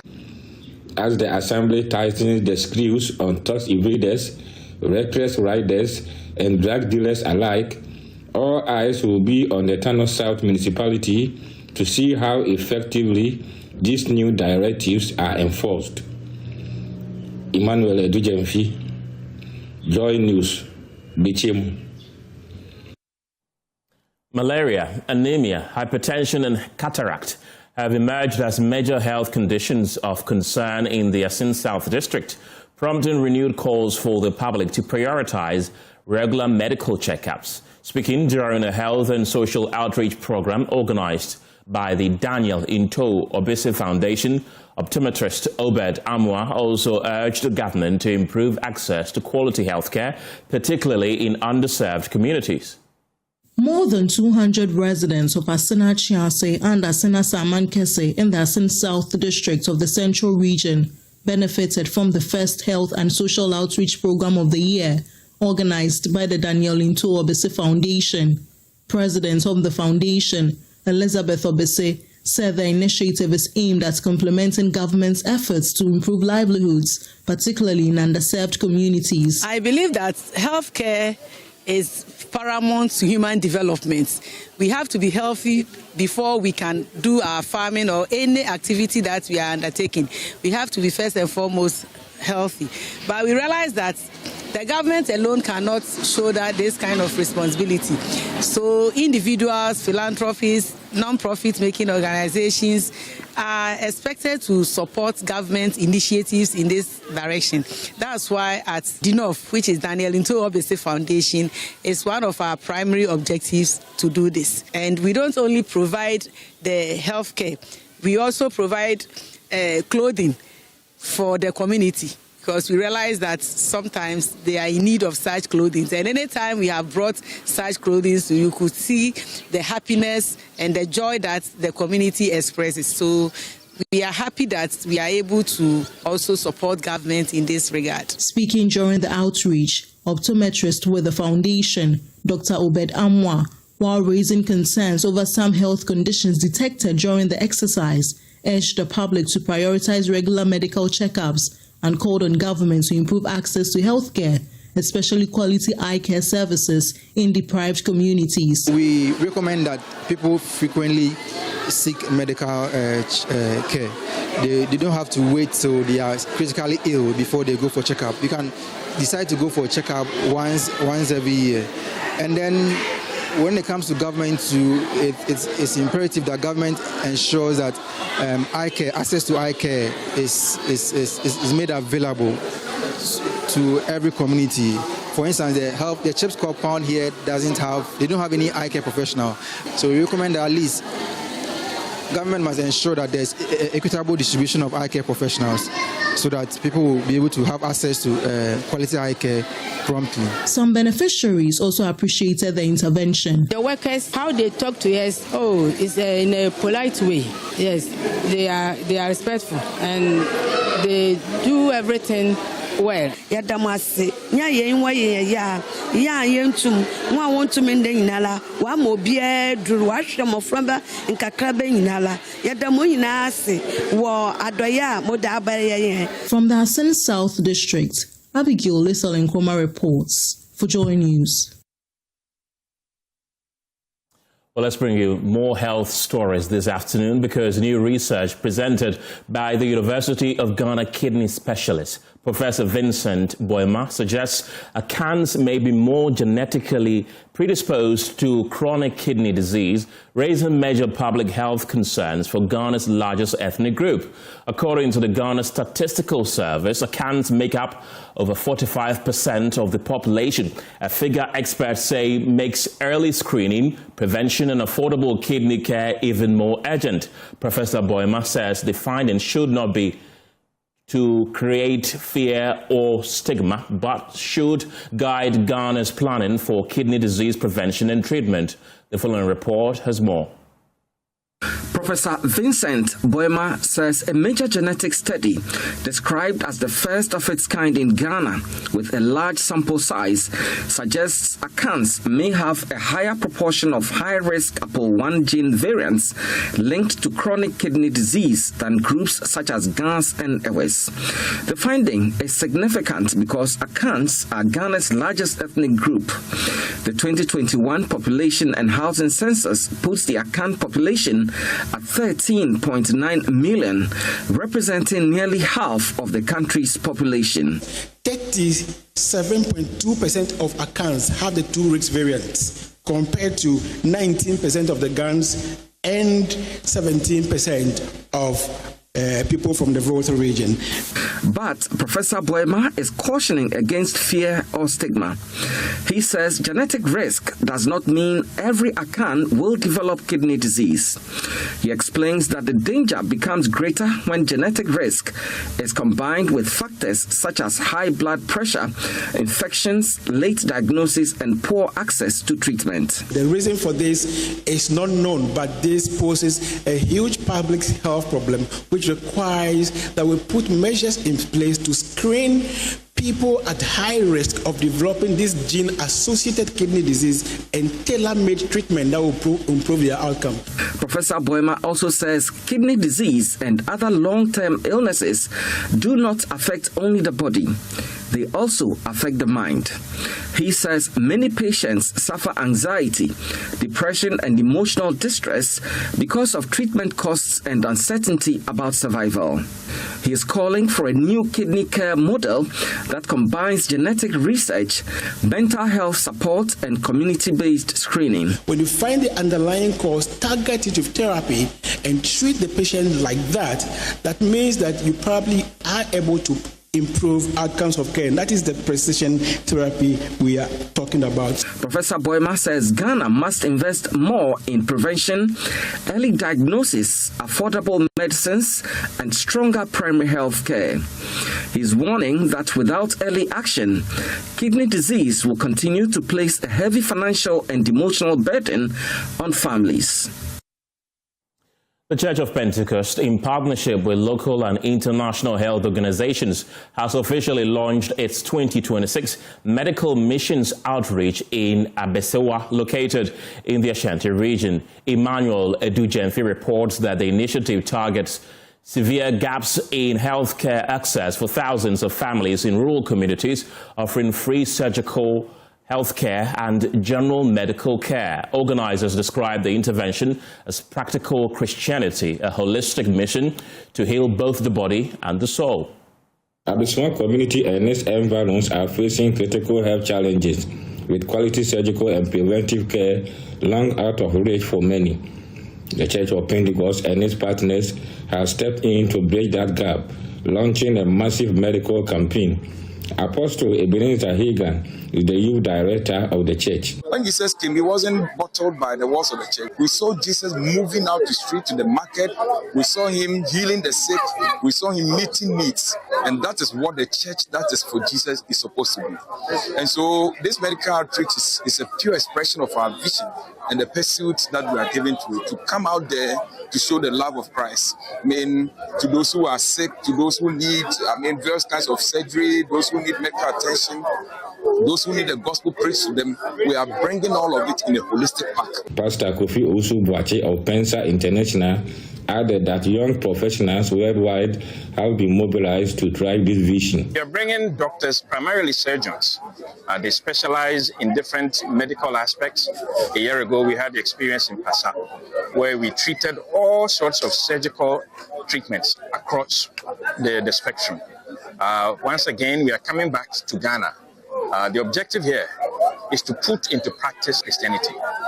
The Bible tells us that this gospel, everywhere it goes, it is bearing fruit and transforming lives. What we are seeking to do here is that we are sharing the love of Christ and transforming lives, physically as well as spiritually.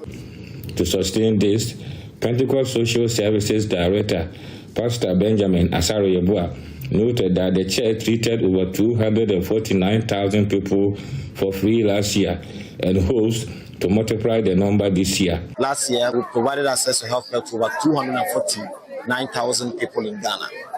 Now, as part of our interventions, one of the things we do is to collaborate with other bodies and then bring health care to people like this project that is going to happen.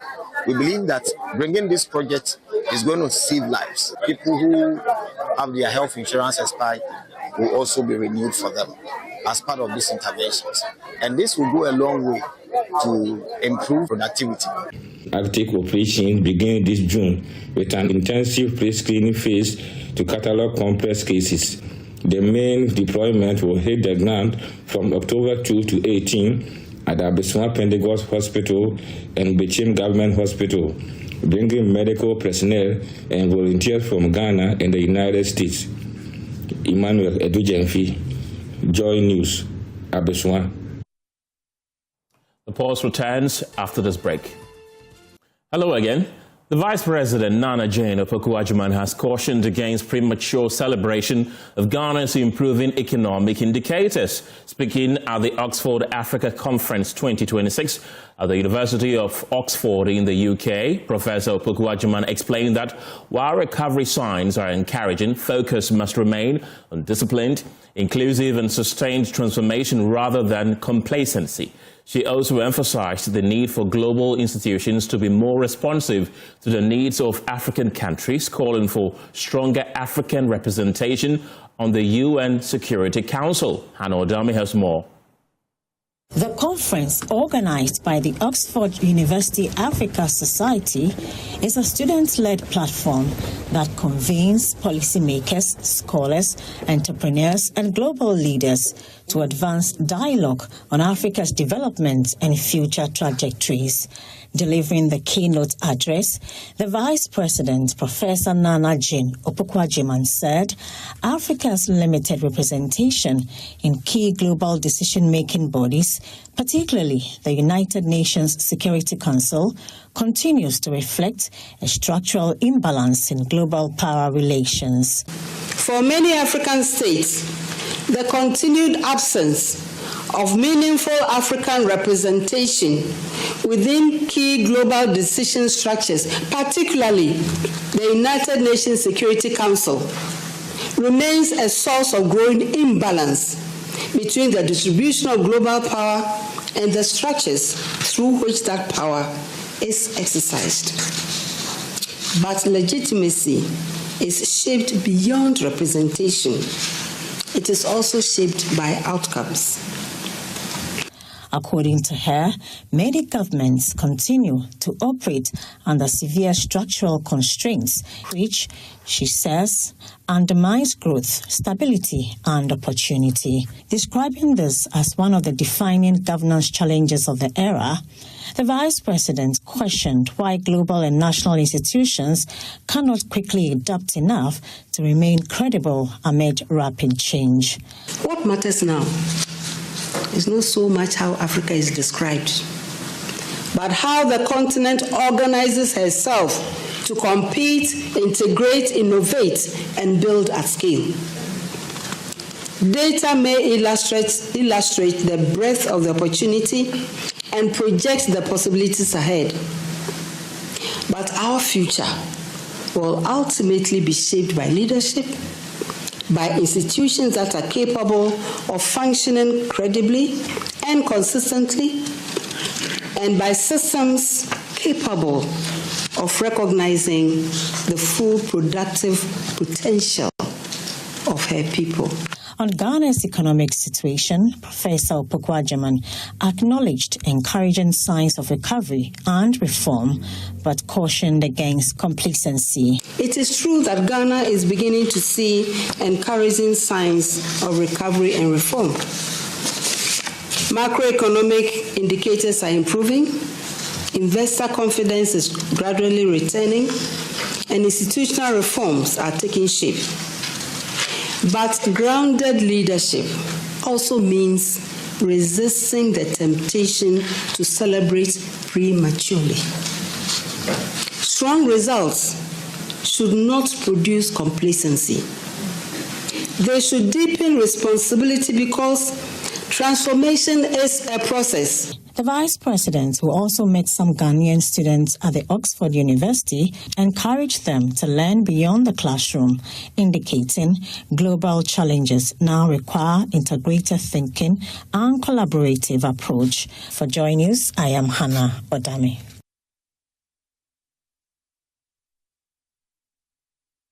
South District Assembly and the Agave Traditional Council have committed to fulfilling their respective roles in resolving the chieftaincy dispute in the area. They explained that this effort aims to sustain the district's development by eliminating all obstacles that threaten peace and could impede progress. Victoria Jaklo, the South District Chief Executive, gave this assurance when concerned citizens of Aduto petitioned stakeholders to address a burgeoning conflict in the area. Concerned citizens of Aduto organized a civil protest demanding an end to the ongoing chieftaincy conflict in the Agave traditional area. They called on the government and the Agave Traditional Council to swiftly initiate an investigation by inviting the rival factions to present their claims for resolution. They expressed concern over the chief of the Anyigbe clan, Togbe Abodo VIII, conducting riots purportedly to distill Togbe Lugu Abadali IV for misconduct, an action they found customarily wrong and alarming. If left unaddressed, this act of provocation risks severely disturbing the peace and unity of the Agave traditional area and may lead subsequences that are difficult to contain. Togbe Lugu Abadali IV remain the duly installed, recognized, and legitimate Dufia of Aduto. The president of the Agave Traditional Council, Togbega Hodiho VI, reaffirmed the council's commitment to resolving the issue amicably.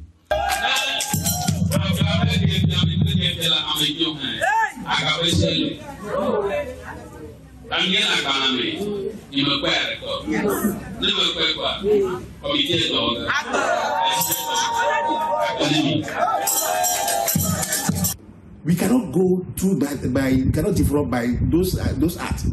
And the courts are there. If you feel somebody is not right to occupy a position, you go to court. That is why courts are there. This does not bring any development to Agave.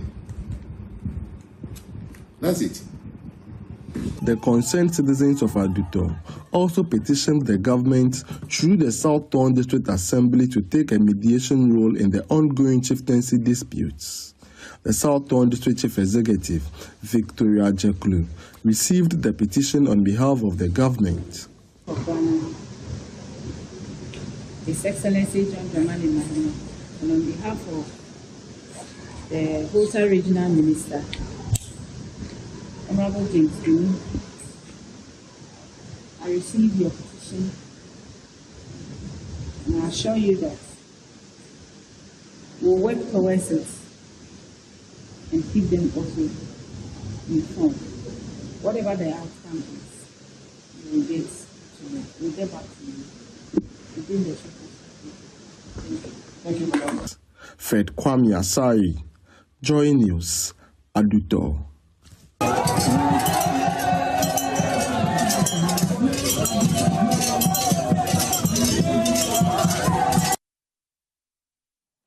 Alumni from the 2000 Senior High School have expressed concern over the poor condition of the school's kitchen.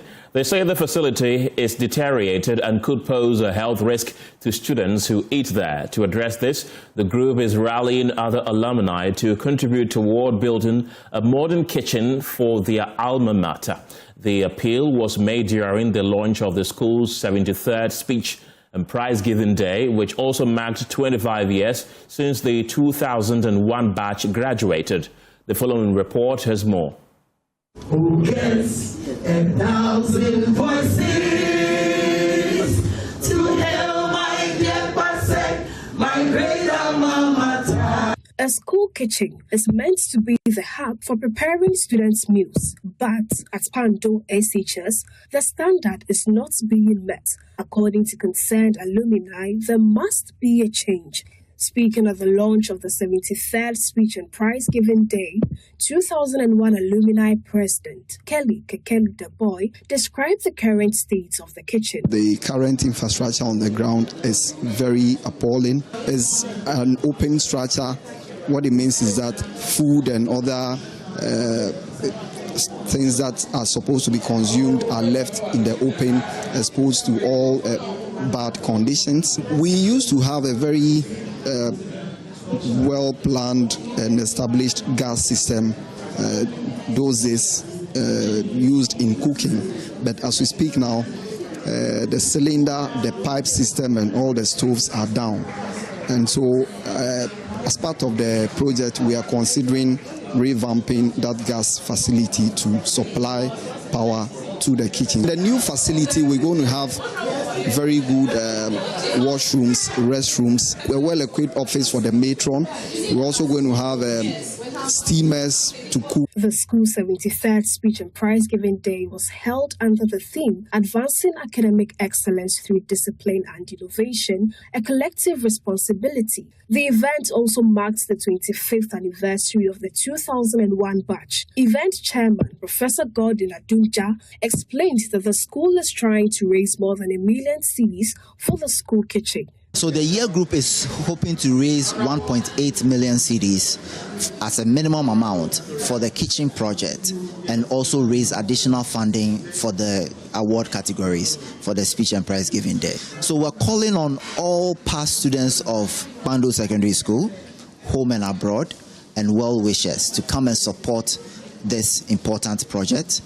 North Tongu DCE and fellow alumina Victoria Amefaji Yawado called on all SHS alumni in her district to support their formal schools and not depend solely on government funding. I have 5 senior high schools in my district. I also encourage them that, yes, just as a lot of schools are celebrating days, anniversaries, and giving back to the schools that groomed them, they should form the association. It must be a vibrant association. Government cannot do it alone. Government need different stakeholders to help us to support our schools. And the All Students Association is one of the key stakeholders of the schools that we have. With the 2001 batch taking the lead, all Pando SHS alumni are being urged to contribute towards securing the school's future.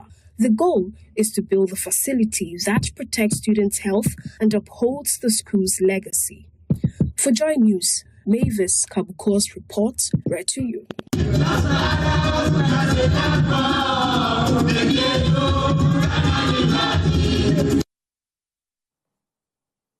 The drums were louder, the fugu brighter, and the pride unmistakable. Last Saturday, the road from Jirapa to Gbolu to Funsi didn't just pass through town, it passed through centuries of Ghanaian story. And at the center of it was Tourism, Culture and Creative Arts Minister Jifa Gomashi with one message: if Ghana wants to grow, it starts by selling what's already ours. Joy News' Upper West Regional Correspondent Rafik Salam traveled with him And here is his report. From Jiriba to Bolu to Fancy, Ghana's culture took center stage last Saturday. The Minister for Tourism, Culture and Creative Arts, Abronye Gomashi, wrapped up a tour of the Upper West region with one clear message. Ghana's heritage is our economy, and it starts here. Every thread woven into Fugu tells a story, our story, and our resilience as a people. This is why I wish so strongly to urge all Ghanaians to consciously promote and patronize made in Ghana products, especially our beautiful Fugu and other locally produced textiles and crafts. The tour kicked off at the Royal Coast Hill Safari Resort in Jiriba, otherwise known as Jiriba, Dubai, where the minister praised the investment and said the facility fits perfectly with Ghana's Experience Ghana and Black Star Experience tourism brand. And I can tell you that it is absolutely gorgeous. Absolutely gorgeous. I was born by the seaside. I come from the seaside, and this is a different environment that I've experienced. And the food is good. In Bolu, the focus shifted to history and tradition. The delegation visited the tomb of former President Dr. Hilary Mann and explored the 19th century Bolu defense wall built by Chieftaincy to protect the town from slave raids. So when he was going through other wars, he realized that slavery was happening rapidly. So he then came with the idea that they should put up a wall around the community. So the people of Gulu and other surrounding communities, including the Burkina community that are very closer to Gulu, it will be interesting to know that half a kilometer inside Burkina. So we share so many things in common. So the people of Burkina, who are also around, but they are separated by tribe, and then that of other villages around Gulu, they all came together and put up the wall. The lessons include the shrine at the entrance of the facility, of the house. Traditional religion is a part of who we are. And we must, as Ghanaians, as Africans, learn to appreciate ourselves holistically. They also had the opportunity to see the pickup that former President Dr. Hilary Mann was using when he left office. Local guides also shared the story of the Kalgui and Hapalong crocodile ponds, where the community and reptiles have coexisted for centuries based on mutual respect. The first people who settled there, the woman gave birth to a child, and there was a smaller crocodile lying beside the child. So they decided to kill that small crocodile, and the child also died. So in the subsequent years, they gave birth again. There was a crocodile again beside the child. So this time around, the husband advised the wife that she shouldn't kill the child, but rather they should put the crocodile inside a pond and then put water inside. So they then put that small crocodile inside a pond with water. While the child was growing, the crocodile was equally growing. The minister pledged his support to document the oral history and develop the sites for tourism. But the climax came in Fancy, in front of hundreds. The minister officially unveiled international music star Noella Wuyala as Ghana's global Fugu ambassador and tourism ambassador. And I want to tell my mommy that I have accepted this title, this honor, and I will not disappoint you. I'll make the whole Ghana proud. When I go out there, I will roar. Community leaders say the honor puts Fancy and the Upper West on the map. Mr. Ernest Nwadi, speaking for the elders, called Fugu a symbol of identity, dignity, hard work, creativity, and heritage, and invited the minister to launch a Fugu festival in Fancy in 2027. With continuous support, Fancy can become a major cultural tourism destination in Ghana and beyond. We already have the Wuyala Arts and Cultural Center, Fancy Movie and Art Village, which, with your support, we can develop these venues into more befitting places for the promotion of creative arts industry in Fancy. The night ended with a symbolic performance by the Molebi women's group, turning fishing into a dance and celebrating the craftsmanship of Fugu for the ministry, it was a statement. The Upper West region is ready to be positioned as Ghana's next premier destination for arts, entertainment, and heritage. Reporting for Joy News, Rafik Salam, Fonsi. We're still a while in northern Ghana because for years pupils in Nadoli studied in borrowed classrooms while midwives in Chan delivered babies from makeshift facilities. That is now changing as the Nadoli Kaleo District Assembly hands over new school and health facilities to both communities. Joy News' Upper West Regional Correspondent Rafik Salam once again reports. It's been a day of relief in the Nadoli Kaleo District.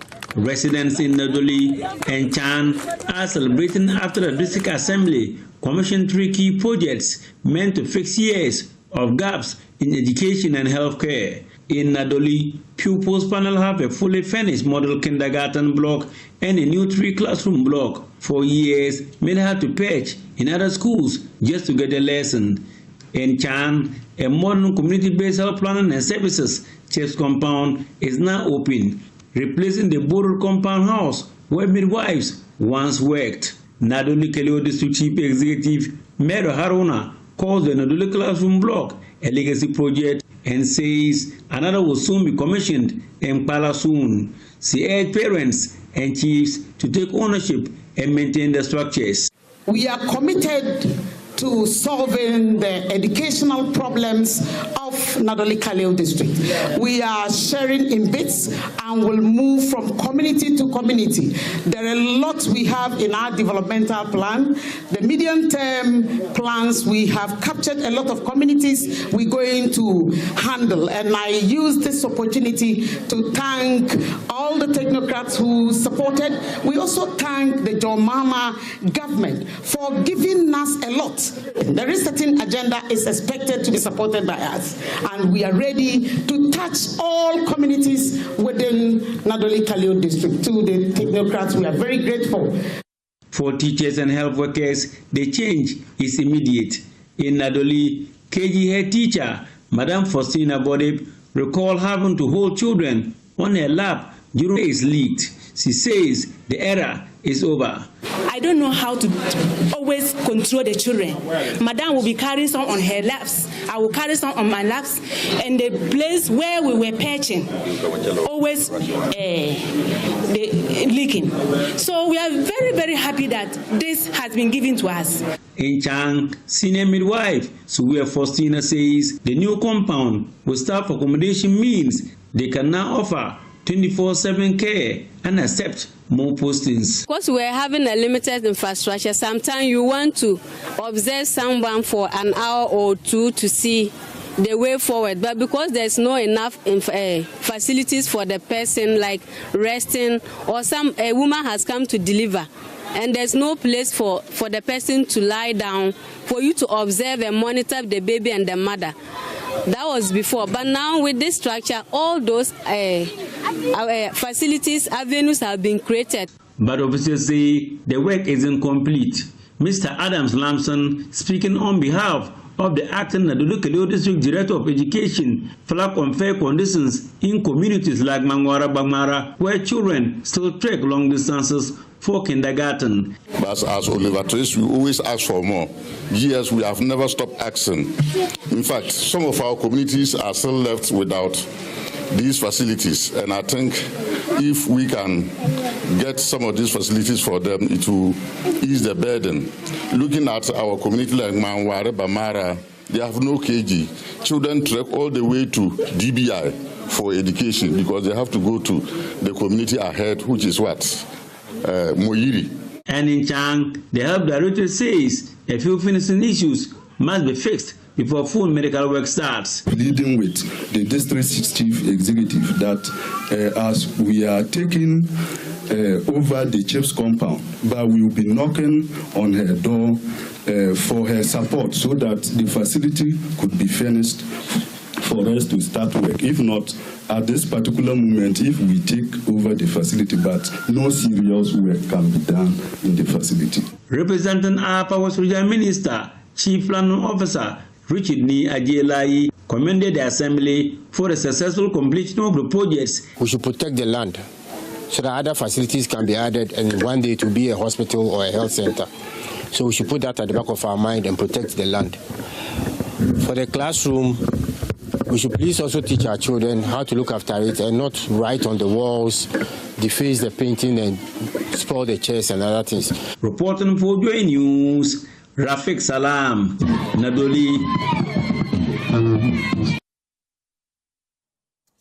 Valeria Ajatia, founder of the Smiles of Hope Foundation, has emerged as the Joy News Impact Maker of the Year for her outstanding work supporting amputees through counseling, rehabilitation, and peer mentorship. Her initiative has reached thousands of beneficiaries, helping them rebuild confidence and successfully reintegrate into society. She's now joining me in the studio to talk about the recognition and the journey behind her work. Valeria, welcome to the studio of Joy News and congratulations on that award. Thank you. I must say you thoroughly deserve that.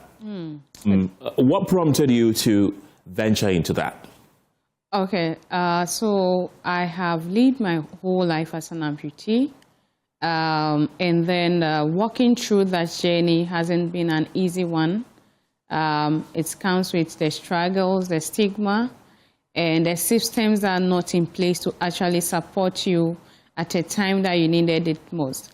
So I started this initiative through Smiles of Hope to be able to bridge that gap, help new amputees that are new to the condition that I have walked through every day, to help them adjust, build confidence, and then get back into society again. What are some of the challenges that you, as an amputee yourself, go through on a daily?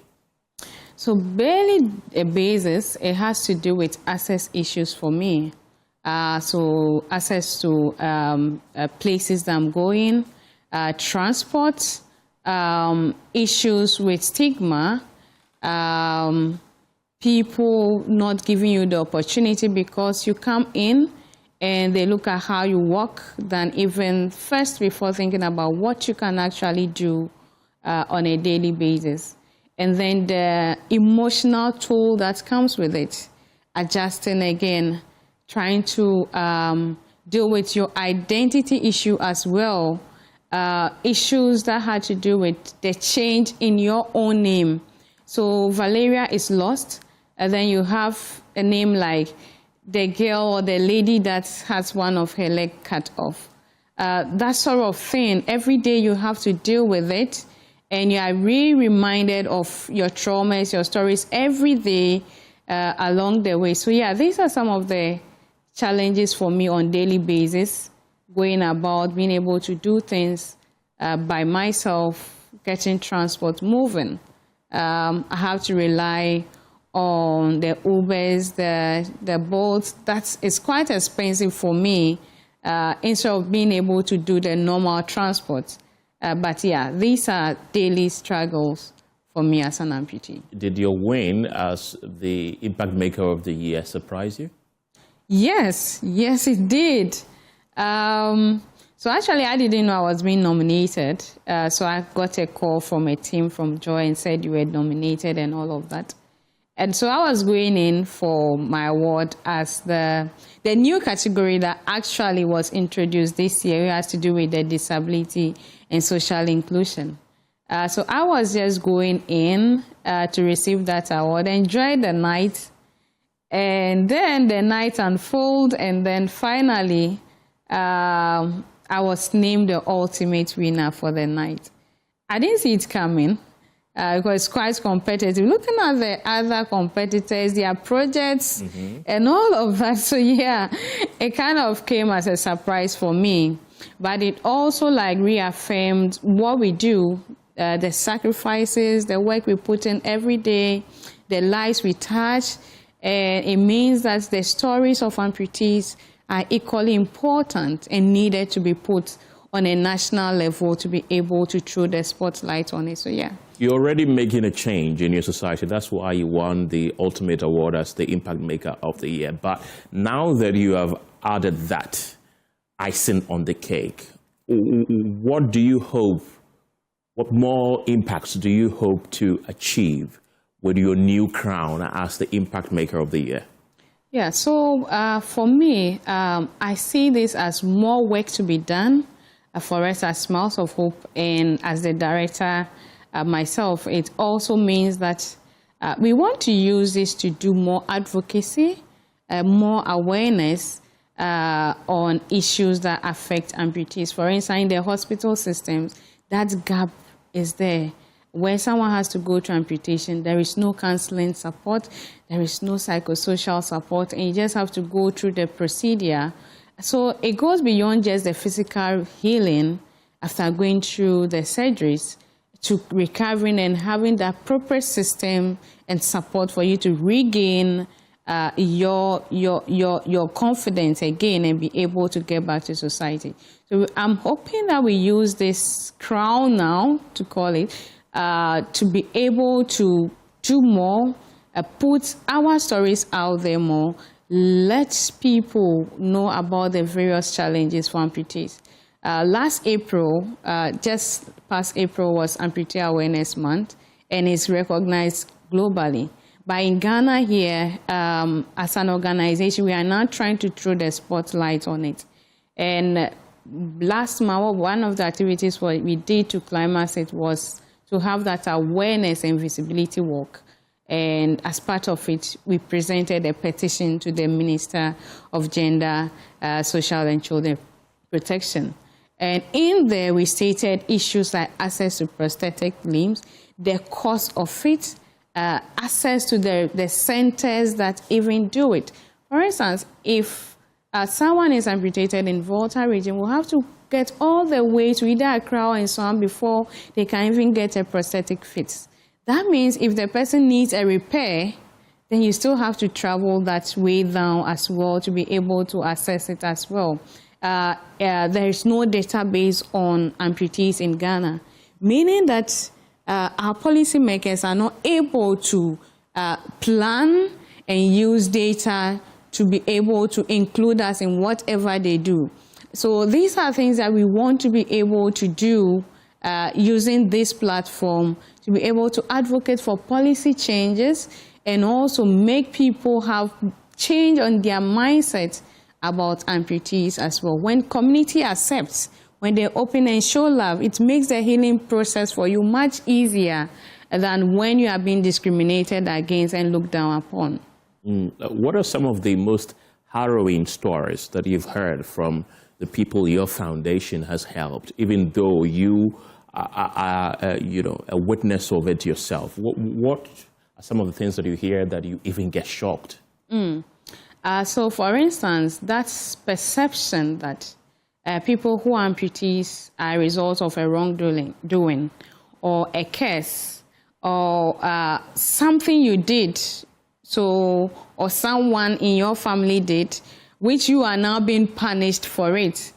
And I remember having a conversation, someone sharing this within our support group meetings and said, until he became an amputee, he thought, anytime he sees an amputee, his thought is that the person had gone to steal and then got caught and then been butchered. So all along, that has been his perception. That is what he thought has been it. Until he became one himself and he understood it more, that he did not go and steal anything, but he in that situation himself. And I'll share of this little boy that got amputated. And the father, this little boy of 6 years, went out with the father, got knocked down by a motorbike, and then the father decided not to care for the boy. Oh. Yes. And think he's a bad luck and left the boy. And even for treatment, he just went to dump the boy at a prayer camp and left until the leg deteriorated, had to be amputated. And so something that would have been a lower limb amputation went all the way up the hill because the damage was already done. And to save the life, then it's at that level. And fixing prosthesis at that level can be really challenging. It's better when there is a little limb left, then it's easier. So things like this, I don't understand why a father would want to leave a son that you were together with, and then the incident happened, and then just decide to abandon this little boy of 6 years. But through it all, we came in, fitted the little boy with prosthetics so that he's able to go back to school. Right. He's in school now and doing so well as well. So yeah, these are some of the daily stories we hear all the time that makes it a bit, even within this, it makes it strange that people still think in this direction, which we are now trying to change perception and narrative as well. We know that people like that face a lot of bullying, but children's bully are the worst. Trust me. We've all been kids before. That kid that you saved his life, has he informed you about being bullied in school by friends, being bullied at home due to his amputation? What does it tell you? So there's a lot of that happening within the schools for these little ones that are amputees. I'll share a sort of causa who happen to be born with the condition. So, you know, some are born with it, the congenital, and then the ones that occur later in life. And anytime he goes to school, she has this bullying, this staring, and all of that. So the parents had a nice way of going about it. So they call her prosthetic leg the golden leg. And it kind of like encouraged her. So if any tiny one says this, is like, oh, look, I have a golden leg. You do not have a golden leg. Right. So in a way, we're able to now change the bullying into something that has empowered her more.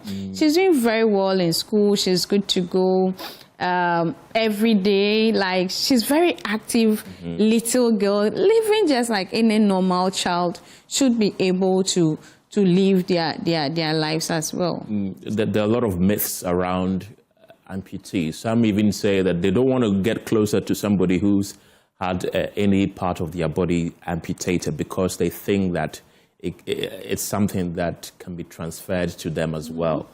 These are everyday kind of stereotypes that people face. How do we demystify that? So, as part of the work we did was to raise a lot of awareness. We call it awareness and visibility work. That's how we termed it. And walk through the principal streets of Accra, hold messages. And we did a very long walk. And I think at the point, the police that came to escort us was like, aren't you guys tired? So it's a way of changing some of these narratives. They see us and think that you cannot even walk along this side. You are not strong. Some even sees you as a sick person. I want you to just be left at home in your sorrows and then till your time is up and then finally you go. But we do this to show that we have the resilience, we are strong, we are able to also do these things.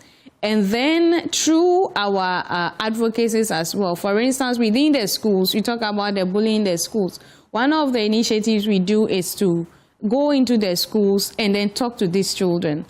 We start this so that we are able to change the mindset at the school levels when they are much younger, to know that when you see someone like that, or when you have a classmate who is like that, it just happens that it could have been you, but unfortunately it happens to be the other person as well. And when we go into these schools, that is when you hear the questions the children ask. They are curious about lots of things, and they ask questions. Then you know that education is not there. They are not aware. So it's what they hear, the wrong information they pick out there, is what they grow up thinking it is. So it's about time that we change the narratives, we change how we tell the stories. So that's why I believe that we amputees should be made to tell our own stories. That way we are able to change how people perceive us and the sort of stories they tell about us. Where do you envision your foundation in the next few years? In the next few years, so currently we operate mostly within the Greater Accra region due to limitation to resources and stuff like that. In the next few years, we are hoping that we should be able to scale this across the country, because every amputee needs that support, needs that care, and does not need to walk alone. We do receive a lot of calls from across the regions and say, look, we need you to come in, but we have limited resources at the moment. But we are hoping that in the next few years, we should be able to expand our reach across the country, to be able to reach more people out there as well. Then for us, the access to prosthetic. Yeah. Prosthetic is not a luxury. It is what makes us live quality life as amputees. And so without it, we already have issues with how you look, how you carry yourself. When you have a prosthetic, it sort of boosts your confidence. It helps us manage some of the conditions that come with amputation, like phantom pains and the phantom sensations. When you have it, it helps you deal with those conditions that come with it as well. And it's able to make you to be more functional, more mobile, and you are able to do your jobs, go about your everyday work with no or little independence on people. So the access to prosthetic is something that we really, really want to champion, to be able to have it. Currently, it's not on health insurance. And so we are talking about equal access to health care for everyone, but amputees are not included. Our prosthetic is what makes us move as well. We should be able to have it on the insurance scheme at the moment, because it's quite expensive to be able to get one. What I use, which is a below knee, will cost you about 6,000 on the lower level. That is the subsidized facilities. But when you go into the private facilities, you can even imagine. And I have a knee. Those without a knee cost us over 10,000 cedis. And the upper limb amputation, those that have their arms, it's over 25,000. Wow. And does it have to be changed periodically? Yes, and especially for a child. So I was a child, so every year... You're growing. So I have to change it. I did a lot of those hospital visits, and I was always spending my long vacs at the therapy center, because I have to change it all the time. And as you use it, it's just like using a machine or equipment. It has wear and tears and all of that, so you have to change it frequently. On the average, the expert says that you have to change your prosthetic in 5 to 7 years. New one. Wow. New one. But because we don't have it here, we use it till it's totally worn out before you are able to go in for it. But I believe that when we are able to have that access to it, we'll be able to do this, improve the health conditions of people. Because if it becomes longer as well, it has a health complication for your skeletal formation as well. So yeah, these are the things that we want to be able to champion, and then psychosocial support in their hospitals. Valeria, we're going now, but I want you to put out a number if, in case someone wants to support, they send some donations or call you to support. Yeah, so the number is 054 855 2626. 054 855 2626. And my personal number as well is 024 275 8384.